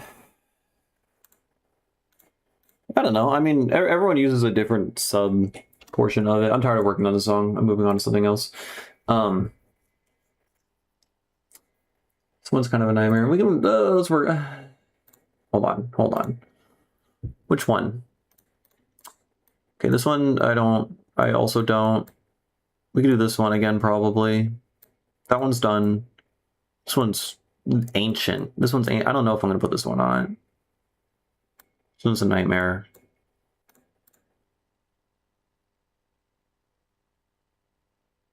Let's check this one out. Okay, Ableton, how much of it do you have to use? I mean, not much. Like, I just use Operator and Wavetable, which are just two of the stock synths. And I use that like 90% of the time. And then I build custom effect racks And so that that requires an understanding of how filters work and how groups and how racks and stuff work. And like the most of my sound design all comes from that. It's mostly just knowledge of resampling, how to warp and play with audio and effect racks. So you still have to, like, it varies for what you want to do. It varies for your production style, it varies for your genre, it varies for like what kind of level of experience you're even going for. Why I don't want to install a kilohertz. Why are you asking me this? So I don't know, it depends on what you're going for, frankly. If you want to, I don't know, follow in my footsteps or whatever and make like similar sounding music, and you at least want to know what path I followed to like get to this point, then I would just recommend learning how warp algorithms work, understanding like explicitly what different warp modes will do to the sound so you can predict exactly how they work and how, you know, you can take samples and transpose them and stuff. Just get really good at resampling, frankly. I wouldn't worry about oscillators and stuff. So just how can you mangle and stretch and glitch and cut up little bits of audio and warp it, and how can you predict what that'll do, right? Just like build that intuition by doing it a lot, and then understand all the basic effects. And so once you have an understanding of resampling, right, you can take any sound and you can warp it into any other sound. And then you have, these are all just different tools. All audio effects are just different tools to change what a sound can do. So once you have all these tools and you have the ability to warp and mangle sound, you can transform it into any other sound. And then from there, once you have that basis down, then all the fancy synthesizers and oscillators and stuff are, they're all gonna enable you to make way, way, way more sounds than you could before. So for instance, in that song there that you're just listening to, all the super crazy chords and stuff, they all really just came from one single patch with Razor, which is an additive synthesizer, and it does have crazy capabilities, but I just had one very simple patch playing some chords, and then I ran those chords through a bunch of audio effects and resampled it and warped it and mangled it. And that's how I created all the other sounds. I started with one thing and then and then transformed that into the rest of the sound palette, right? So like if I get something like Serum or whatever, I'll spend a little bit of time making sounds in Serum, and then I'll spend the bulk of my time warping and transforming those sounds, the given palette of sounds that I have, into what I want. I feel like that's way more powerful. I think a lot of people will obsess over getting really, really good at like a synthesizer, and what they'll do is they'll have a song, and they're like, I'm gonna make dubstep, and so they have a note, and they're like, for half a bar, they're gonna play this sound, and then they sculpt and spend 20 minutes, 30 minutes in Serum making this thing do a specific thing, and they're like, all right, I have that one sound, and they're like, all right, time to make the next sound, and then they go open up another instance of Serum, and then they make a thing over here, and then they like make it do that or something, and they're like, all right, now we need a new sound to do a call and response with the previous sounds, and then they do this, and then that's a fucking nightmare. Don't do that. The better approach is just make a single sound that sounds cool, and then mangle it and warp it into these and into that. You can work way faster. And then by building that understanding, if you ever do want to enter this world, then now if you make these 3 individual sounds, you have the ability to mangle and warp all these sounds into a billion other sounds, you know? I'm just gonna play around with sounds, not going for song production. Unfortunately, I'm broke as fuck. I mean, you don't need money to make music, right? Like, we're all broke here probably, right? Like, you know, if you really cannot afford anything, then just fucking pirate stuff. Like, it's very easy and accessible to achieve and do anything, but you really don't need much. If you want to make music, I think, to a professional level, you really don't need anything besides a DAW, and depending on what DAW, a couple plugins at most. Like, I think if you're using Ableton, I think the only plugins that you would need outside of the whatever stock synths they give you is a limiter. And that's it. Maybe a reverb. Though I hear the stock reverbs have gotten pretty good. I still use Valhalla, but you don't need anything else. And you can pirate Ableton. If you're a student, you can get Ableton for like $300. And I think there's like pay to own options and stuff like that. I think piracy is bad, I think you shouldn't pirate, but if you're broke, then there's like no other option than fuck it. Also, like Ableton's a massive company, so you know they will live. And generally, when you do pirate something, especially a DAW like Ableton, further down the line, you're just going to end up buying it, right? I pirated this when I initially wanted to learn music production because I didn't know if I was going to stick with it, right? What if I fucking bought Ableton, learned I didn't like making music, and then gave up after a month, you know? So, yeah. And then eventually I was like, oh, I do like this, and pirating this shit sucks because I don't want to keep, I don't know, accidentally breaking my cracked copy and having to go through, you know, piracy hell and trying to avoid downloading Bitcoin miners onto my machine. I'll just pay for the thing. Yeah. Okay, we have this song now. Let's work on that.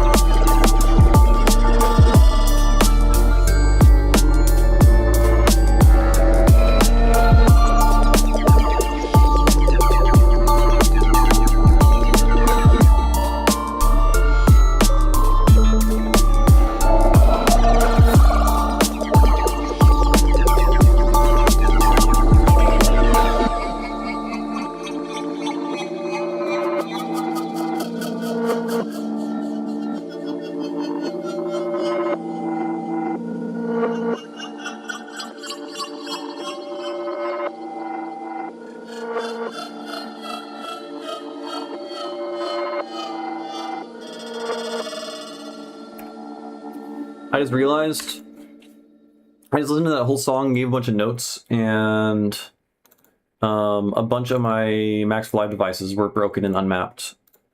So I was not hearing how the song was supposed to sound like, but it sounded pretty good. Despite that, there's a couple issues. Well, yeah, there's a couple issues that I wrote down.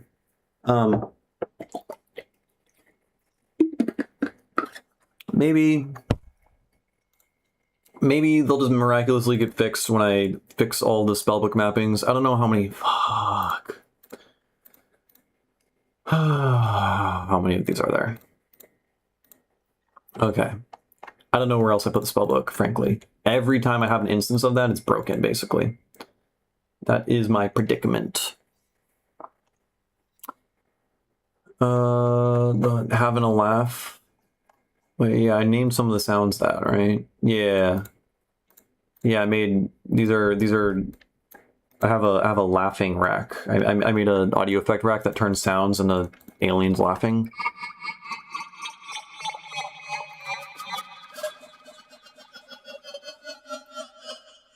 The thing's pretty cool. Okay, I'm gonna use the bathroom. I'll be right back, and then we're gonna fix this song for a little bit. Yeah.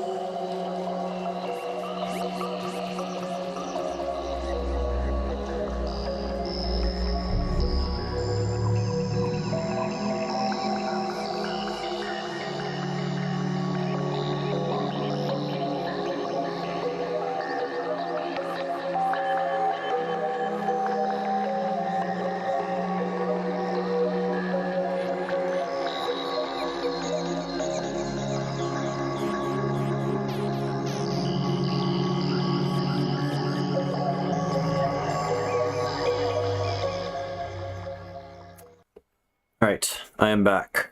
Yeah, spellbook do be breaking, which is unfortunate because it's basically just a complete necessity for my workflow.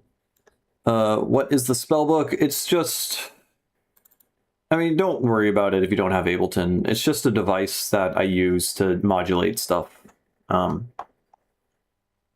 have a bunch of videos explaining how it works. Okay, what? Right. Okay, so I said there's a weird hat fill over here. Let's see what that sounds like. Yeah, that sounds bad. That does sound bad. Good job, me.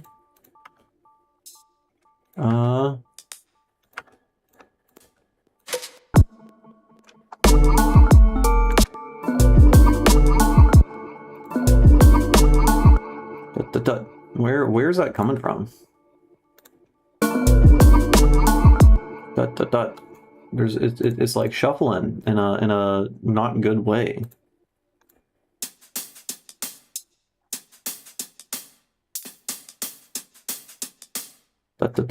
Where are you? I don't understand. Oh. Oh, you're right there. Okay. What about you?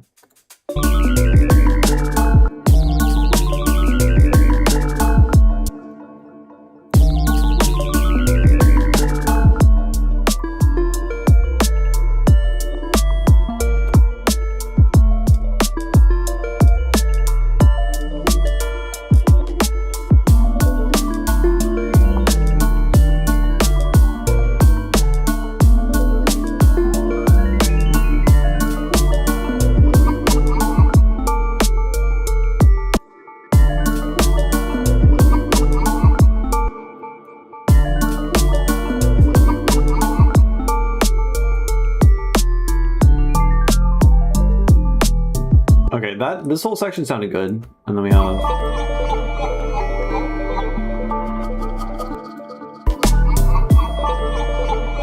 Hold on, I gotta listen on speaker.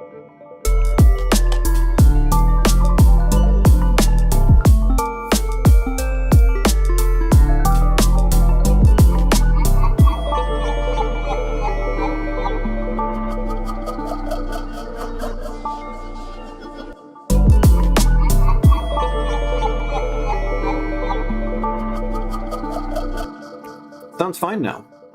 I heard a click when I first listened to it.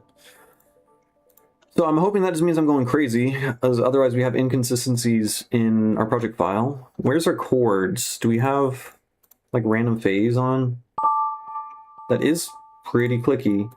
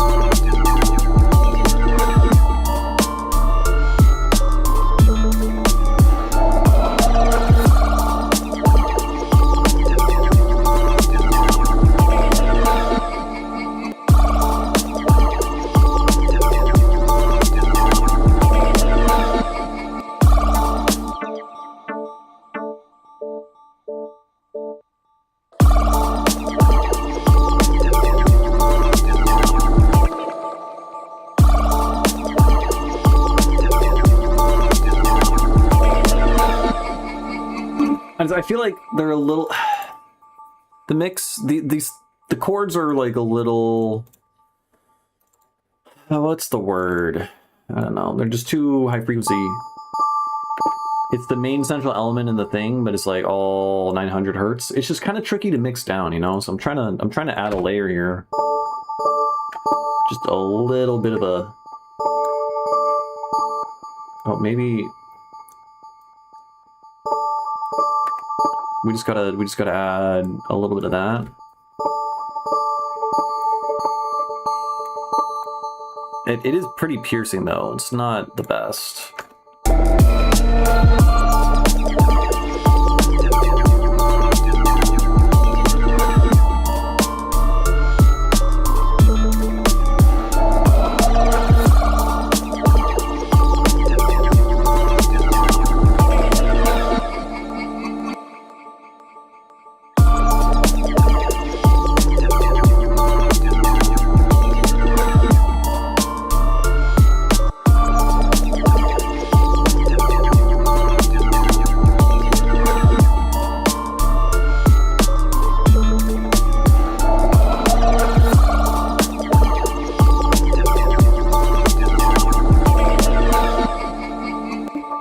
Kiosk. What the fuck is the kiosk? What does that mean? Okay, wait, what else is there? I don't really know. I think I drag, background bubble remove question mark.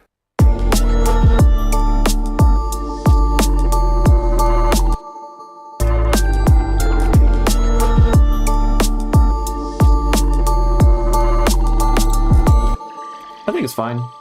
I think it's all fine. I think the whole song's fine. With the exception of the intro is a little bit boring. I'm gonna be real with you. But it kind of does serve a purpose in that it's slowly 7-Eleven, gotcha. It serves a purpose in that it's a song where we present, we're like, here's some drums, here's a melodic thing. Oh, here's a little bit of bass. Here's a counter melody. Oh, here's the whole thing. Oh, let's tie all the elements together, and then we're just expanding on the song over and over again. You know, it presents the ideas in kind of a simple, boring way, and then before you know it, the song's like getting really interesting, which is kind of cool. But it is kind of boring, you know.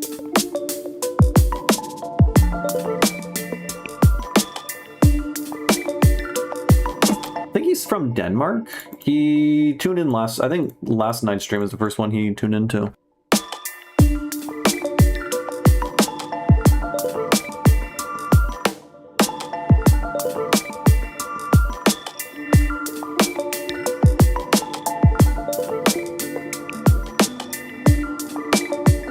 Yeah, I don't know what I would add to it to make it more interesting. I don't want to overpopulate it, and I think there's some interesting stuff going on, but I think it's just going to be a song that starts off boring, frankly. So that's cool. Okay, let's switch gears, and let's go to... What do we want to go to? Sea and Enemies. Sea and Enemies. Yeah, so this song, I can't remember if I fixed the issues in it or not. We'll see. We'll see.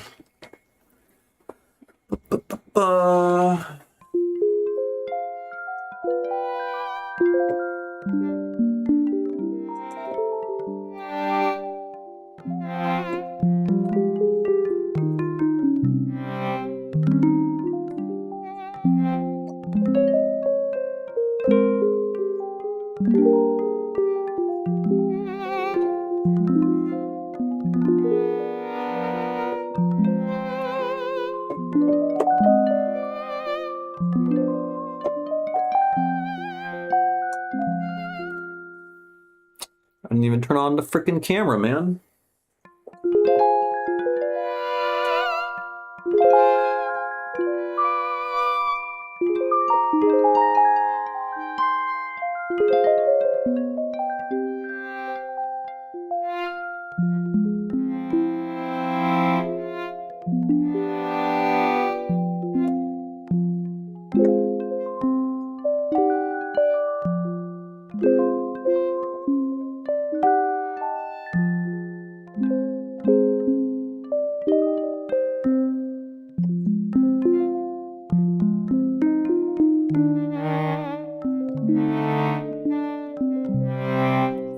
How close do I think I am? I don't know. I don't want to think about it. It feels like I'm not moving any closer, frankly.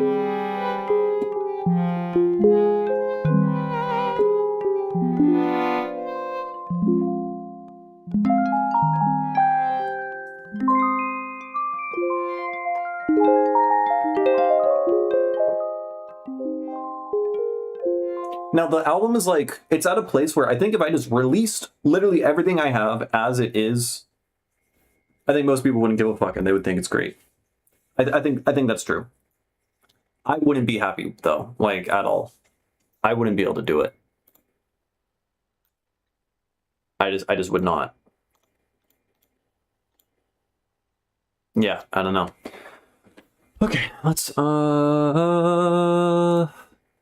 back to this thing. So it's mostly about me, basically. Music is about yourself. That's what it is. It's not about other people. It's all just a inward journey, you know? The whole frickin' shebang. The moment you make it external, that's when you start fucking up. Why you're not... I thought, why? That's so annoying.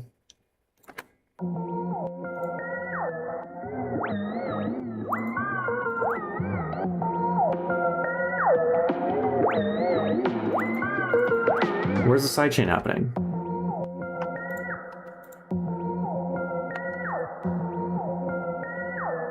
Okay, it's literally just here. No, there's nothing there.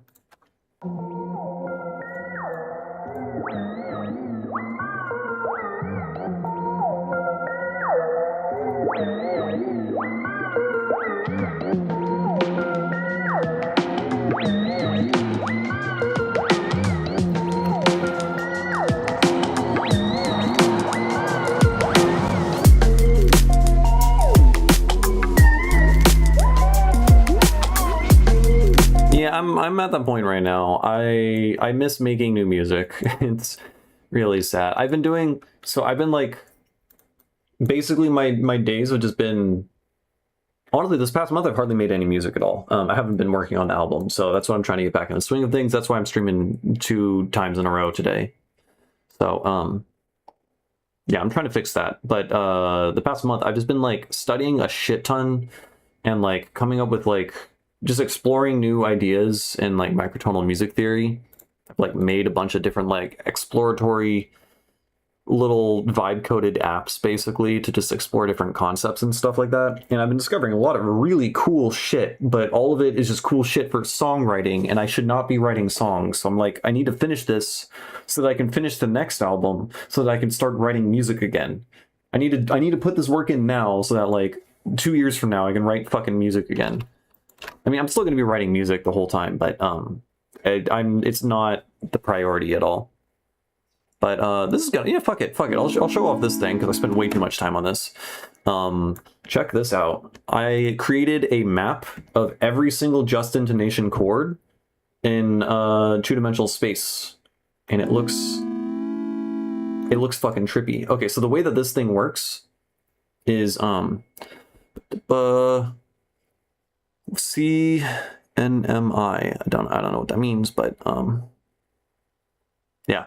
Anyways, the way that this thing works is the x-axis is your sense, and then the y-axis is the step ratio of the chord frame, if that makes sense. So basically, a perfect fifth is 702 cents, right?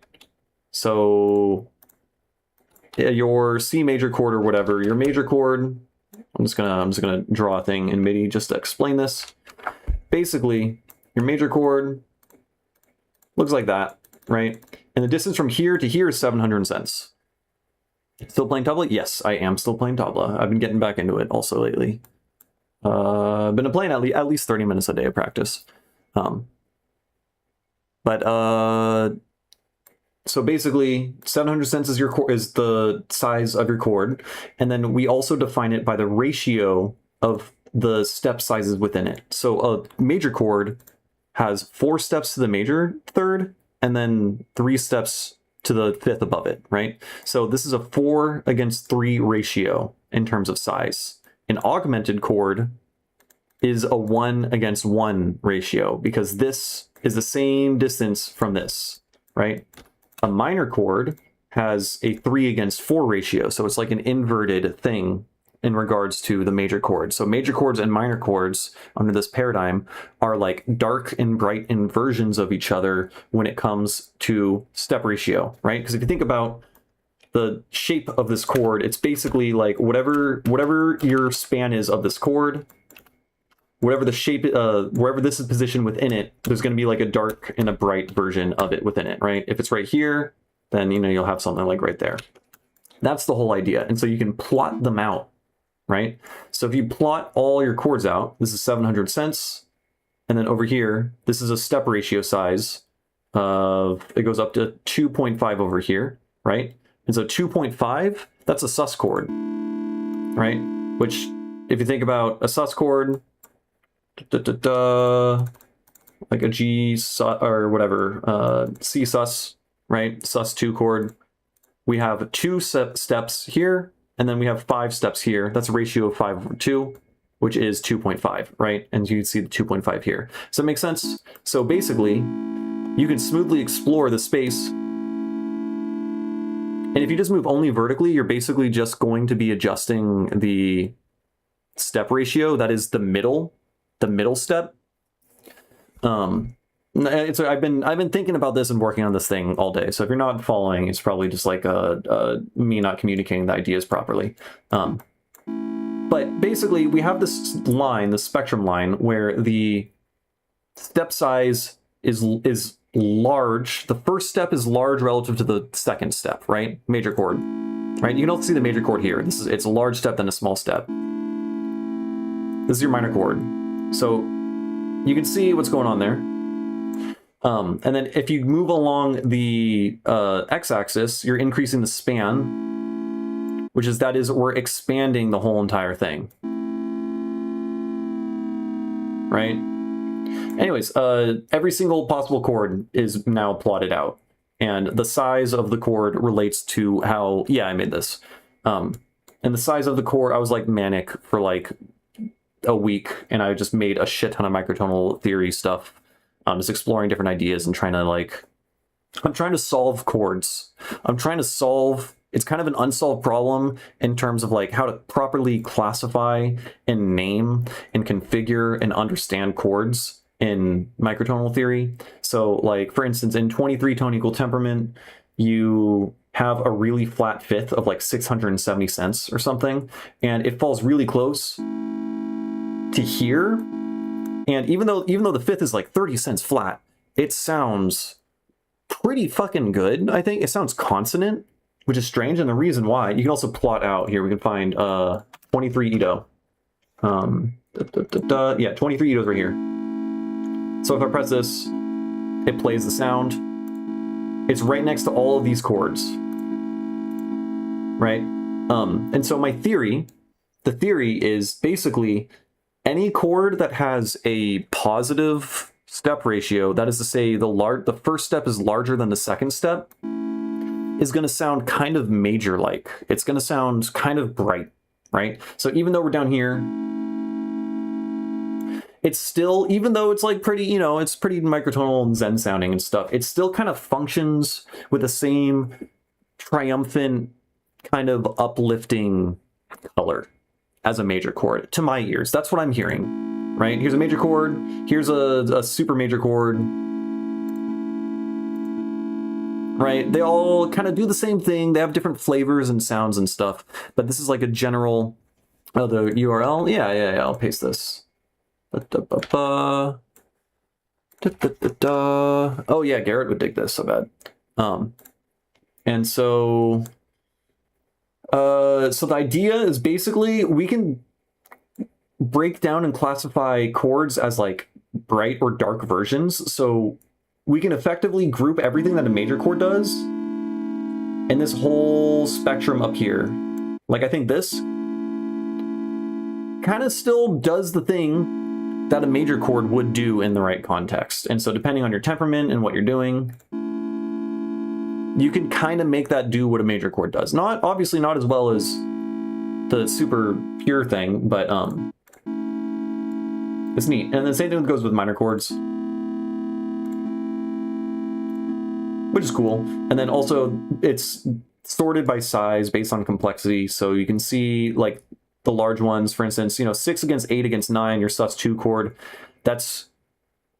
has a really low complexity, right? It's the 6th harmonic against the 8th harmonic against the 9th harmonic of the harmonic series. Ew, why can I see the chat up there? Disgusting. So it's going to have a large circle, right? And so you can find other ones. So here's 7 against 9 against 10, right? Super, super consonant. Actually, I made this in like 5 hours. 4 or 5 hours tweaking and getting feedback from other people using it, on and off.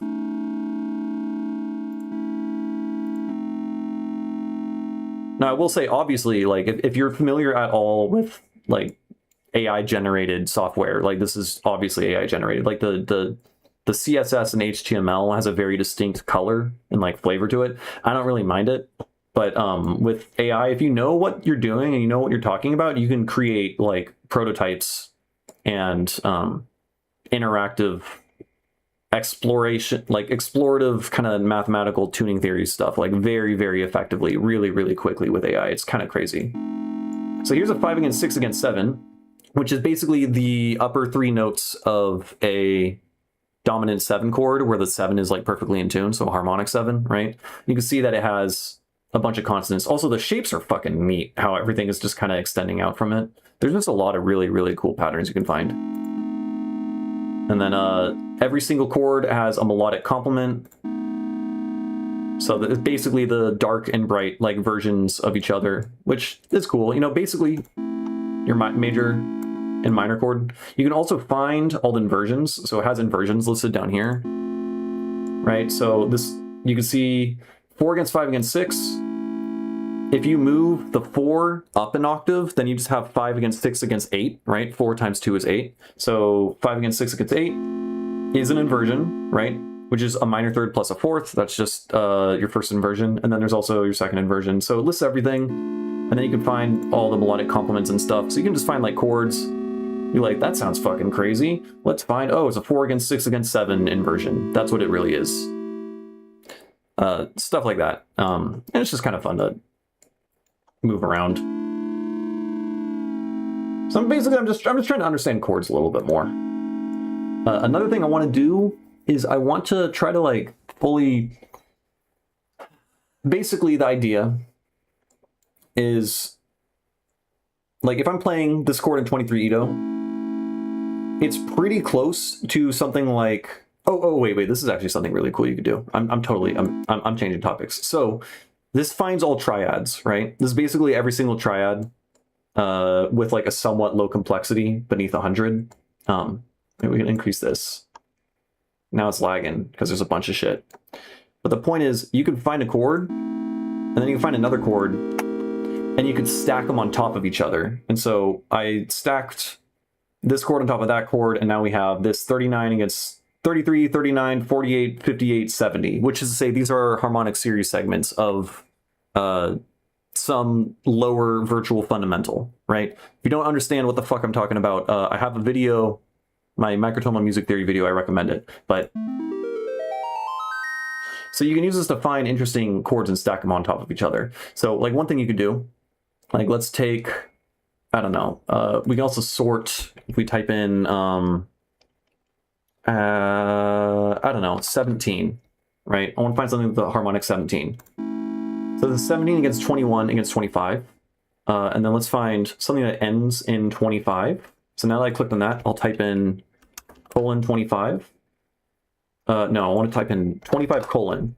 So this guy is 17, 21, and 25. And this guy is 25, 31, 37. What you could do is you could stack them on top of the other one. So if I play this chord on top of this chord, right, in the same sense that like you could play extensions of chords on your piano, right? I didn't know it was going to sound like that. It's playing shit off of Ableton. Anyways, in that same sense, you can stack another chord that didn't do that right. There we go. We now stacked all these chords on top of each other, and this perfectly fuses on top and reinforces the virtual fundamental beneath it, right? Which is just pretty fucking cool. If you were to use a different chord that doesn't end, or that doesn't start on 25, right? So if I click this, and then I click, like this one starts on 21, notice that this harmonic series segment is extremely complex, right? 357 is your very first fundamental, or your very first note, and then 441, it goes up to 775. So these are like those harmonics of an extremely low note. Now, the reason why is because 17 and 21 are co-prime with each other. And so naturally, if you try to stack them on top of each other, then you're going to have some like massively complex thing. So this is basically a neat way to understand like harmony and what chords will like work well together, and like what temperaments will approach or temper different intervals. So another thing I've been thinking about is like this 23 Ito, it's pretty close to 25 over 31 over 37, right? It's also pretty close to this chord. And so like what one can do is like, this is ambiguous as to which chord it is. So if you want to try to reinforce the notion that we're actually playing this chord, you could try adding something on top of this chord that has like a ratio of 27 against something. Does that make sense? It's the equivalent of like, basically, you can change what the listener thinks this chord is by adding notes on top, right? Does that make sense? It's in the same sense that, like, if you're playing piano, you know, what a note sounds like. If you're playing fucking C major, okay, no, fucking Ableton. Stop it. Thank you. You're playing C major, right? And then I just lift. Like think about how this note sounds here. And I'm just gonna lift this note down here. The way that this E sounds is completely different, even though I'm playing the same fucking note each time. It's because it's in relation to the other notes. And the reason why is because when I play this, I'm playing the harmonic that corresponds to the major chord, which is the fifth harmonic. It's a 4 against 5 against 6, right? Whereas if I'm playing a minor chord, it's now playing a different harmonic of a different segment of the harmonic series, referencing a different fundamental. Is that all? I hope that makes fucking sense. But this is why you can like be droning on like one single note over and over again. And the feel of that thing that I'm repeating on top is transforming and changing despite me playing the exact same fucking note every single time. Which is cool. Temperaments theory. I mean, it explains how normal music theory works, but what used to be just like a given, right? Like normally people would just say, oh, it feels different because now you're just playing a different chord. Well, what is a chord even? Why does that effect happen? Why is it that playing multiple notes at the same time turns into another note? Like, where does this all come from? You know? And it comes from that. It comes from basically you can just compose and break everything down into things being subsets of the harmonic series, which is fascinating. And this doesn't just relate only to like making weird as fuck out of tune dissonant music. This also directly relates to sound design and teaches you better how to understand like additive synthesis or FM synthesis, or how temperaments and chords themselves is essentially just another way to create FM synthesis or additive synthesis, but you're using other entire notes instead as opposed to single sine waves, right? It's just neat. It also trains your ear and you start noticing different things. Like I was listening to fucking I was listening to the Aphex Twin ambient song number 3, Rhubarb, which you've probably all heard it. It's like one of the most famous ambient songs. And I was listening and I could tell there was distortion on top of the main chords that were playing, and I could hear when the chords the chords were playing and they're busy because they're out of tune because we're in 12-tone equal temperament, and they're pulsing and they're waving and then they're pulsing, and the way that they're pulsing and coming in and out of phase and locking in phase and out of phase was riding against the distortion in the right way. And I could fucking hear the temperament. I could hear the sound of the chord and how it drives the distortion in such an interesting way. And it was a very, very cool, like, the blinders being pulled back, or the curtain falling down, and me like seeing more about what's going on in music, right? Like, I feel like when you first start learning music production, you know how, you know, suddenly you like can hear elements in the music that you never even realized that was there before. Like, that doesn't stop. And this is like another world where it hasn't been stopping, where I'm realizing more about what's going on and like how shit works. It's fascinating. It's super cool. So that's what I've been doing instead of working on the fucking album. Yeah. Oh, and because y'all weren't here for the other app, this is the other app that I spent way too much time on. This is the Scale Explorer. So we can use this to explore different temperaments and different scales. How fun and interesting. So essentially, you could break down how this works is, so the diatonic scale is made out of, what song was that? It's called Number 3. Number 3 Aphex Twin. This song, it is good. So the way that the diatonic scale is made is it is a stack of 7/5 on top of itself, right? So if you look at this thing, if you're starting in F, you go up a fifth, and then you go up another fifth, and you have G. So, right? You have these 3 notes, and then you go up another fifth, and then oh, my brain, and then you get D, right? And then you go up another fifth, and you get A. And then we have the pentatonic scale right here. That's interesting, right? The pentatonic scale is just 5/5 on top of itself. That's why it sounds good. It's why you can't fuck up when you're playing the pentatonic scale. Bunch of fifths. It's neat. And then you go up another fifth, and then you're gonna get you're gonna get B, and then so you have all these notes, and then you add another fifth, and then you have the whole entire major scale. Technically, it's Lydian because we started on F, right? So Lydian is the brightest mode, and then every time you change a fifth, you shift by a fifth, and you're going down in brightness, right? And then you have your major scale. So you can think about like the reason why the major scale is so prominent and powerful is largely due to its structure in that it is made of a bunch of fifths. Therefore, throughout the entire scale, there's a bunch of really pleasant intervals all around because it's made of that pleasant interval, right? So microtonal theorists, this link definitely will link this. This one is going to be a lot more informative, I think, for exploring temperaments and tuning theory and stuff. I also wrote a bunch of shit regarding how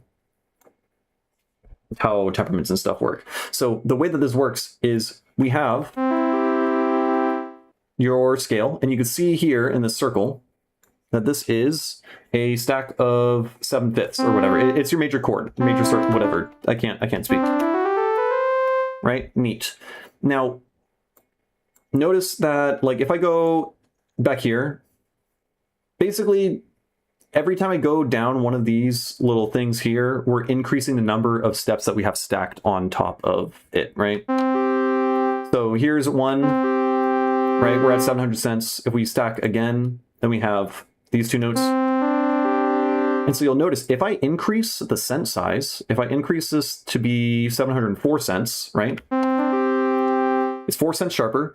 The second note is now 8 cents sharper because this is the second time I stacked this, right?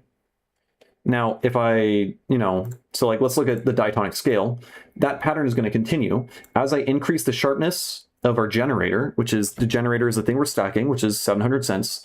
The second stack of generators, which is your second, is going to increase 2 times as much, and then your third stack of generators will increase 3 times, and so on and so forth, right? So, as I twist this, you'll notice that the large steps get larger, and your small steps get smaller, right? And then once you reach about 720 cents, which 720 cents is the size of your 5th and 5 tone equal temperament, you no longer have small steps at all. It literally just collapses all the way down.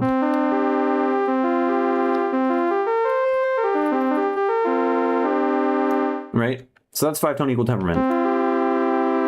Now, if you continue to go flatter, all the sizes end up equaling each other, and your small step becomes your large step, right? And what is this? This is 7-tone equal temperament. There's literally 7 equal steps here, right? And if you continue to go flatter, I misclicked, help. Then now your large steps invert into small steps that start to shrink as you go flatter, and your small step inverts to a large step. So I'm playing the same chord as before, which is a major chord, quote unquote, but it's actually approximating a minor chord.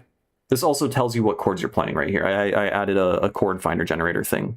Right? So I mean, it's, it's pretty out of tune, but... And then, you can keep collapsing it, and it ends up collapsing all the way to 2 Edo, which is just a tritone, right? Anyways, the point of this is you can explore different temperaments. So notice that, like, I'm playing a major chord, and as I scan through right here, I notice it's really, really consonant. It's not busy anymore, right? It's just very slowly pulsing. Versus this is 12-tone equal temperament. Right? Now it's like way more in tune.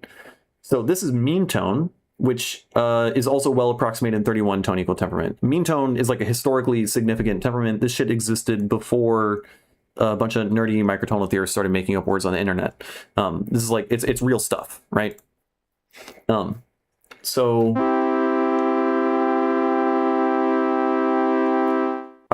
that is cool. So you can find real temperaments by literally just combing through and playing chords and being like, oh, the chord is really consonant there. What's going on, right? So this is all with a perfect fifth. What happens if we stack like a different interval? What happens if we stack a harmonic seventh, right? Like the seventh harmonic is at about 969 cents. Nice. So that is going to be right here. Right? You can also see on the circle 7/4. It's right here. Sounds super, super consonant. So if you stack this generator, it'll show you, the app will show you all the different possible scales that you can make. So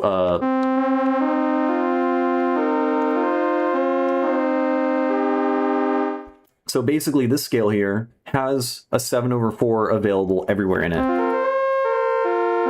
You can also change modes if you use the arrow keys. So changing, basically every time you change a mode, it's just like with modes and 12-tone equal temperament.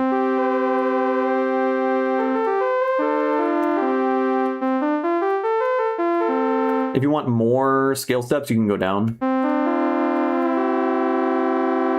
And then you can just explore. And you can also just look at the visuals because they look fucking trippy.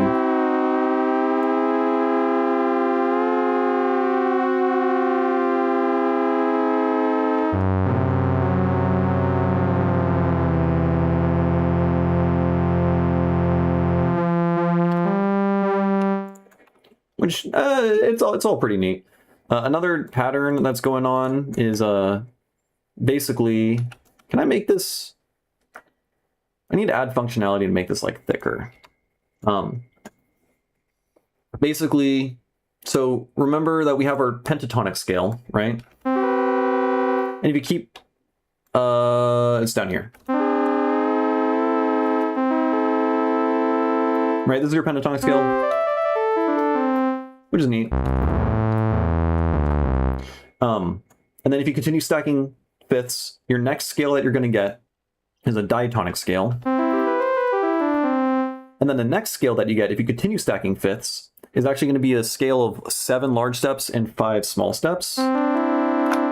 Which, if you think about 7 plus 5, oh, that's 12. That's 12 Edo, right? And so if you go to exactly, like, notice that we have small steps and large steps.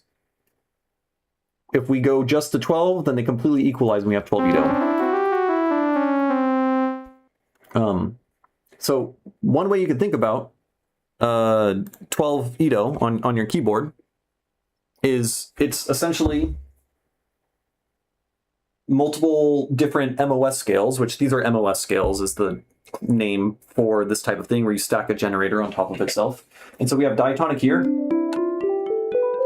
right?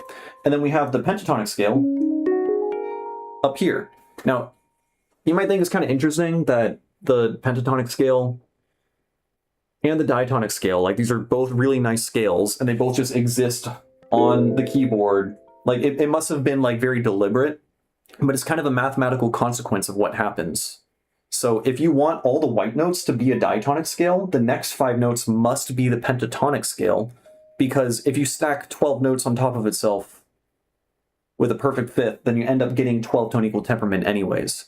That makes sense. So if you start at F and just keep going up fifths, right?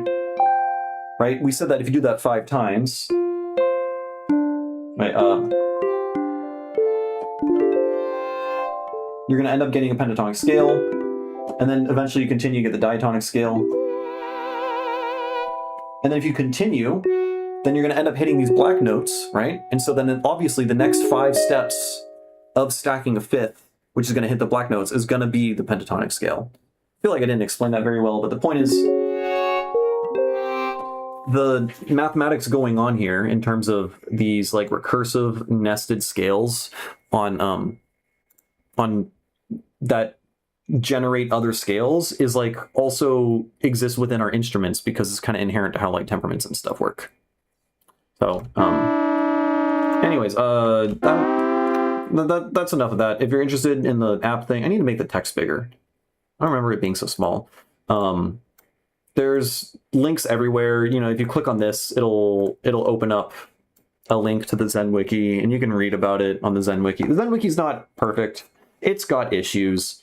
You'll notice, like, I've written a bunch of stuff regarding all the different temperaments. So, like, here's just, like, notable shit that I've noticed about the temperaments. Oftentimes, I'm just complaining about trends in the Zen Harmonic Alliance and how people name different temperaments, but yeah, I hope this would be helpful. Oh, also, if you like find like a scale a lot, you can just hit open in Scale Workshop, and it'll just open Scale Workshop directly with the exact frequency ratios of that scale. And you can look at it. You can put it into your project file, and then you can make microtonal music. Another thing you can do is you can take these notes and you can adjust them.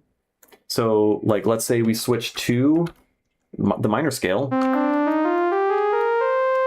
And then we can take this note and then just adjust it. And now we have a harmonic minor.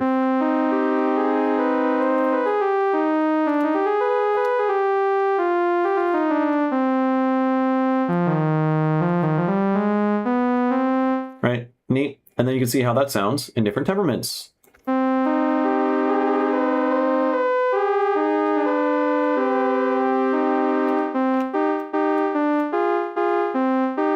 Fun.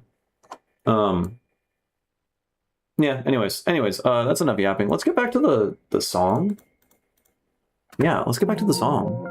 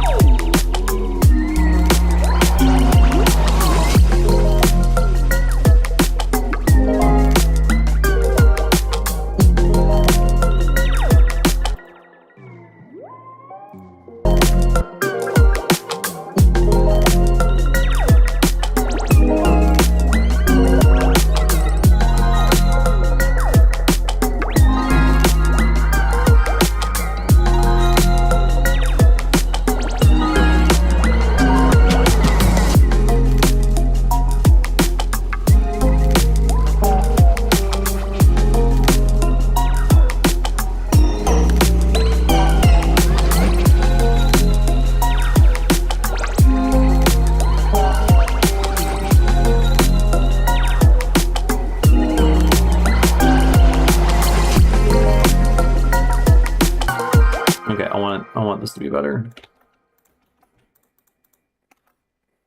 I want this to be better.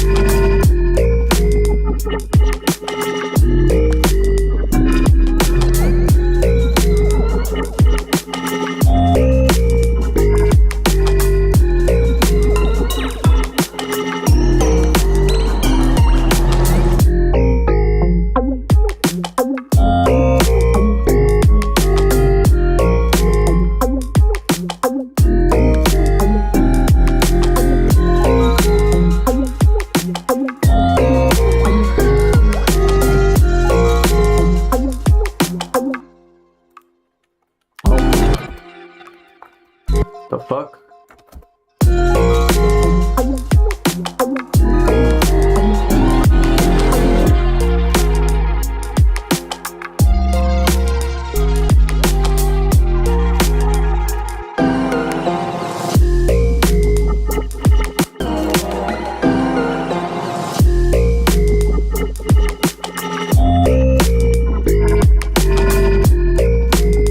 Okay, there's a few problems.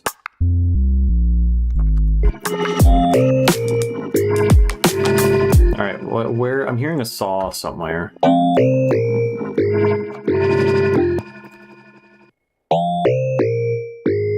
not from you. Whoa. Oh, is it from you? It is from you.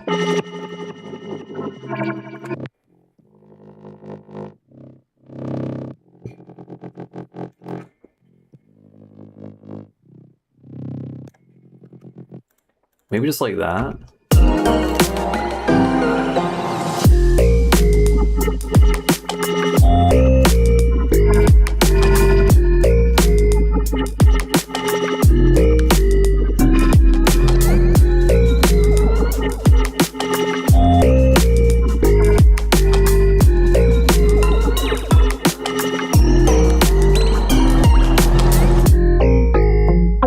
I'll record this.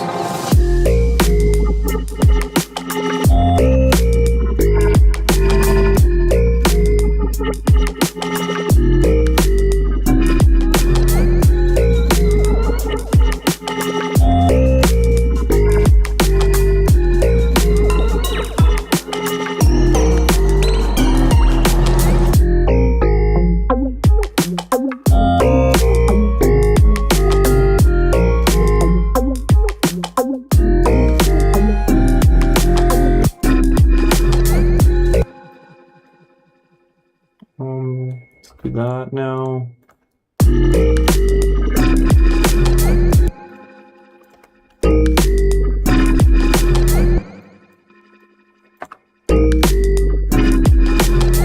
What?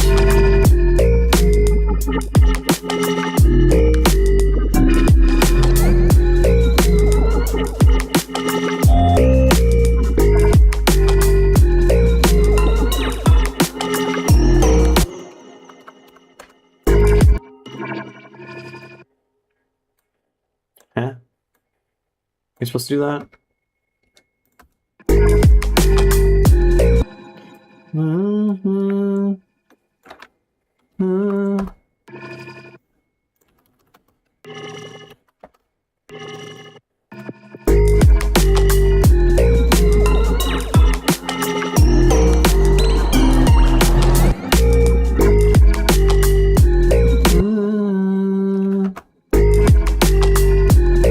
Yeah.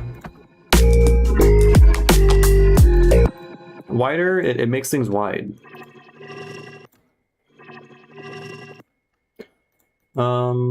Maybe just mute that.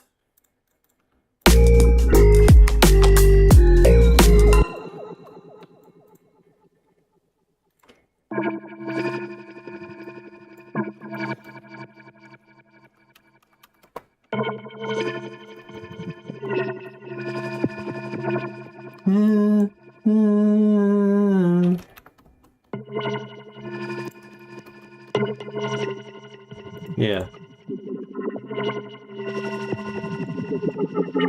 Yeah.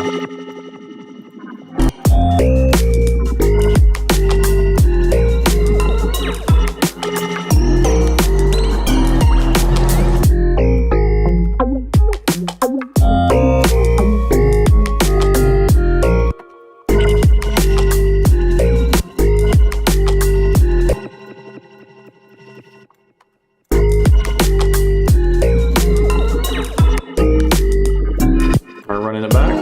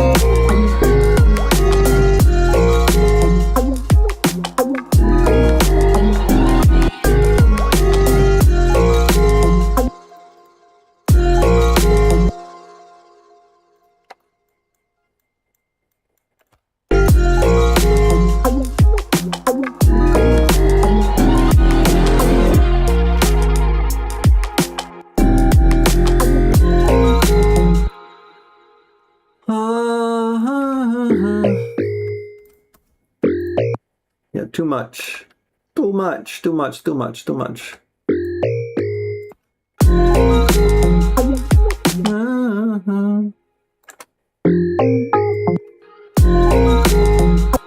Yeah, the fucking... Where's the ARP guy? You're the ARP guy. No, you're the ARP guy. Yeah, you are too much. Just right there. There's too many things that are adding up and it gets resonant.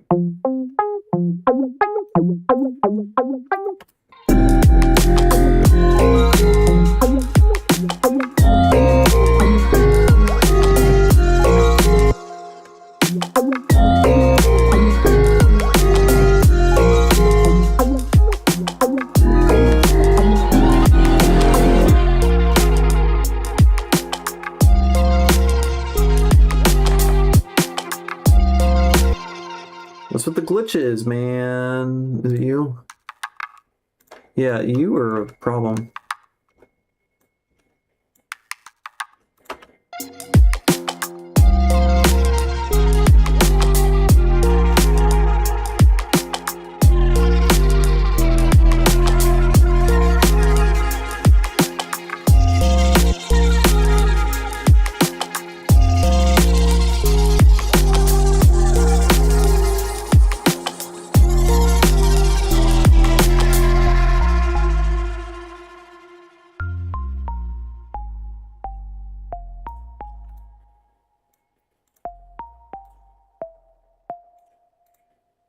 Okay.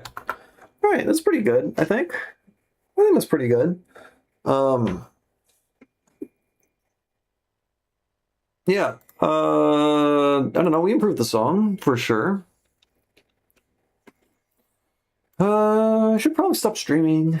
I mean, I've literally streamed for 6 hours a day. It's kind of crazy. Wait, did I stream? Was the last stream 3 hours as well? That would be nuts.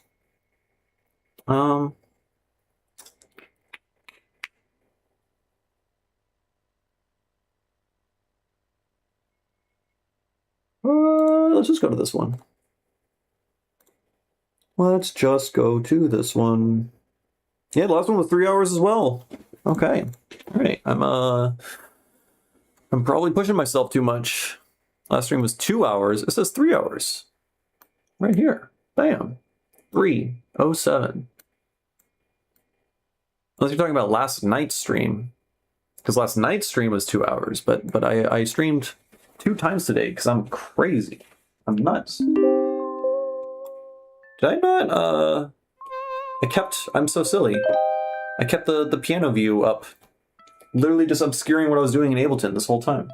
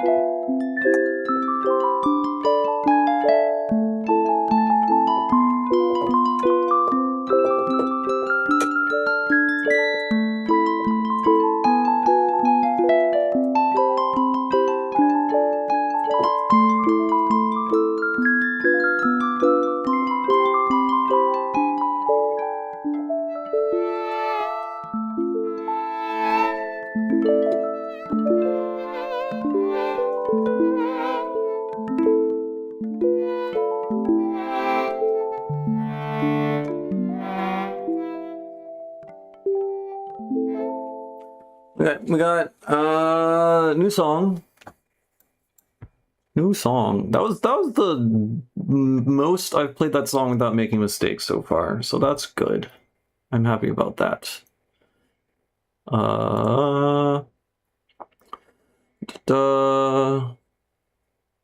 Hey, what's up, Genesee Microtonalis? If you were curious, if you go back, like, I don't know, at some point, I guess it was like 40 minutes back in the stream, I started ranting about the microtonal apps that I've been working on, and like a bunch of microtonal theory stuff. You'd probably get a kick out of that. Oh, good night, Vendweller. Good night. You're romantically in love, and you regard me as a demigod. Hold your horses there, bud. Just a wee bit. You gotta like buy me dinner first or something. Hold on. I'm just catching up on the chat. Cool. Very cool. Okay. All right. We have this song. It's another down-tempo thing. Let's see.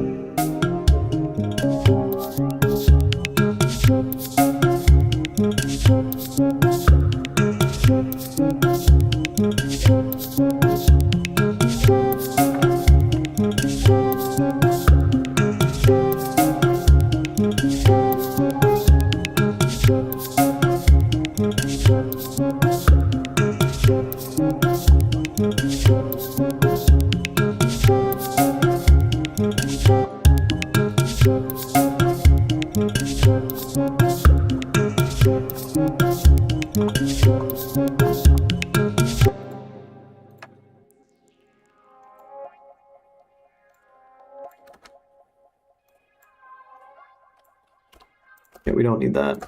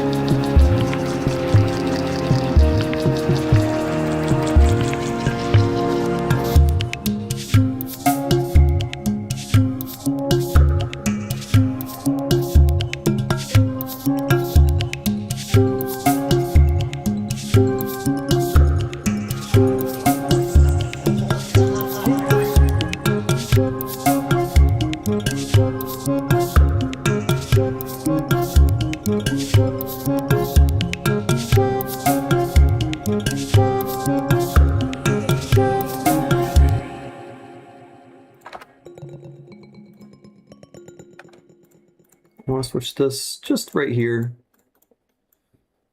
These are actually not tablas. This is an udu drum, which does a very it performs a similar role with the bass. But the udu drum. Oh, I have one in here. No, it's not. It's not actually the same udu. Also, I don't know if my microphone will pick it up, but it's basically just a big clay pot.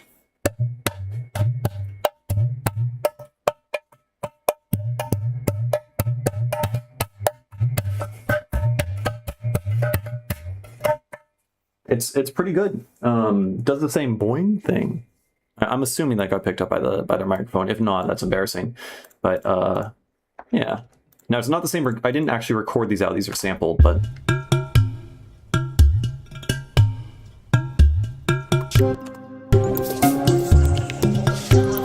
Yeah, it does the same. I mean, I got the udu drum and the tabla for the same reason, is because I fucking love bass drum go boing.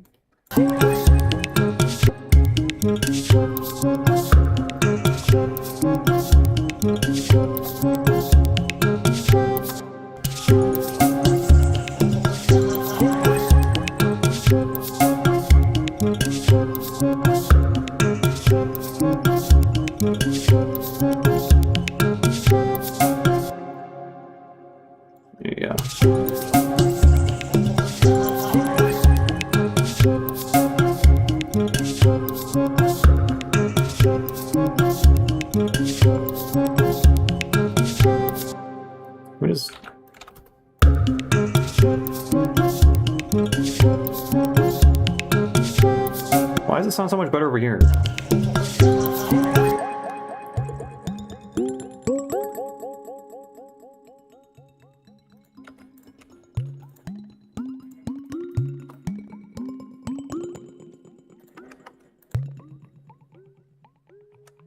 What are you doing?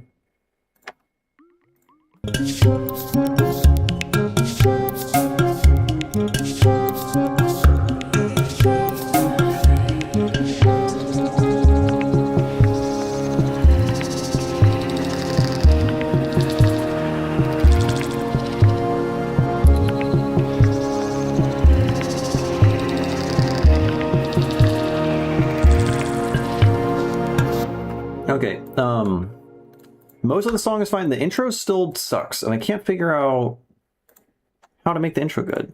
Do I have the old OG song in here? I don't. Wait, I do. This is the OG song. This is like my very first export of it.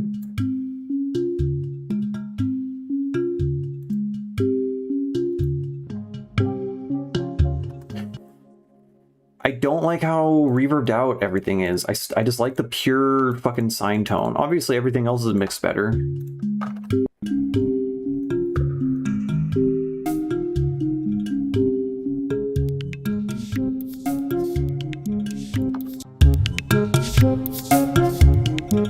So what do we do? What do we do?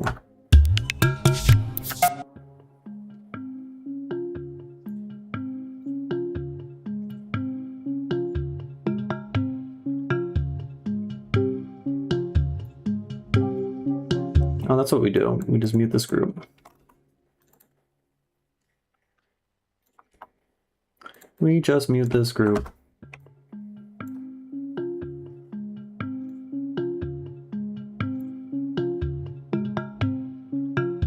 I'm pressing the hint, but it doesn't work.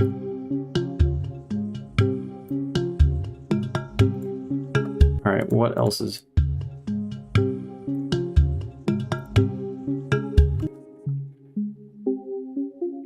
Oh, it's the phase sync, yeah.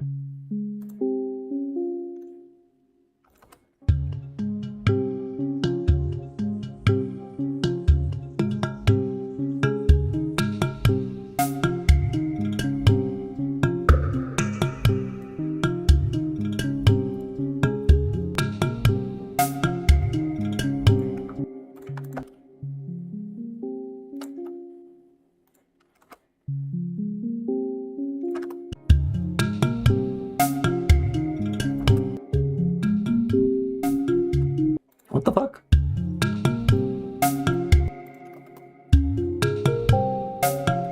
Why is like...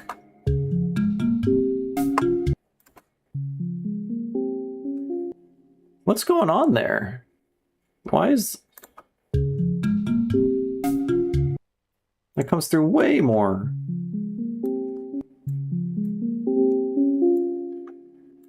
I don't know, I'm going crazy.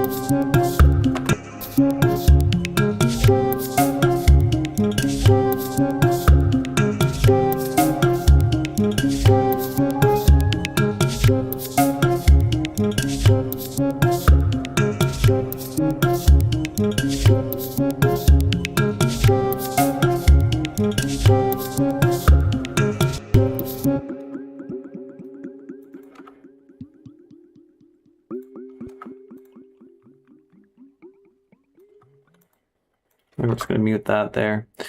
How did I get the buttons for the operator right? I listened. I twisted knobs and I listened until it sounded good.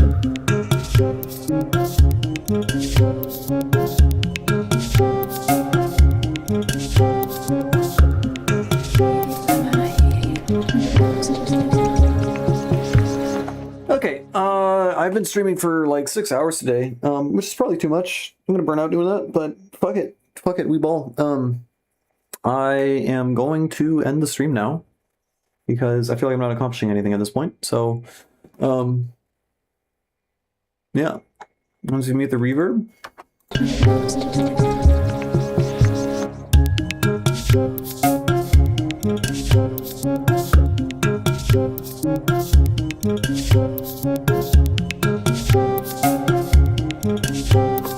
Yeah, it does that.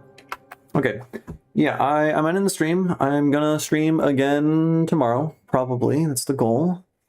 We'll continue to try to do that.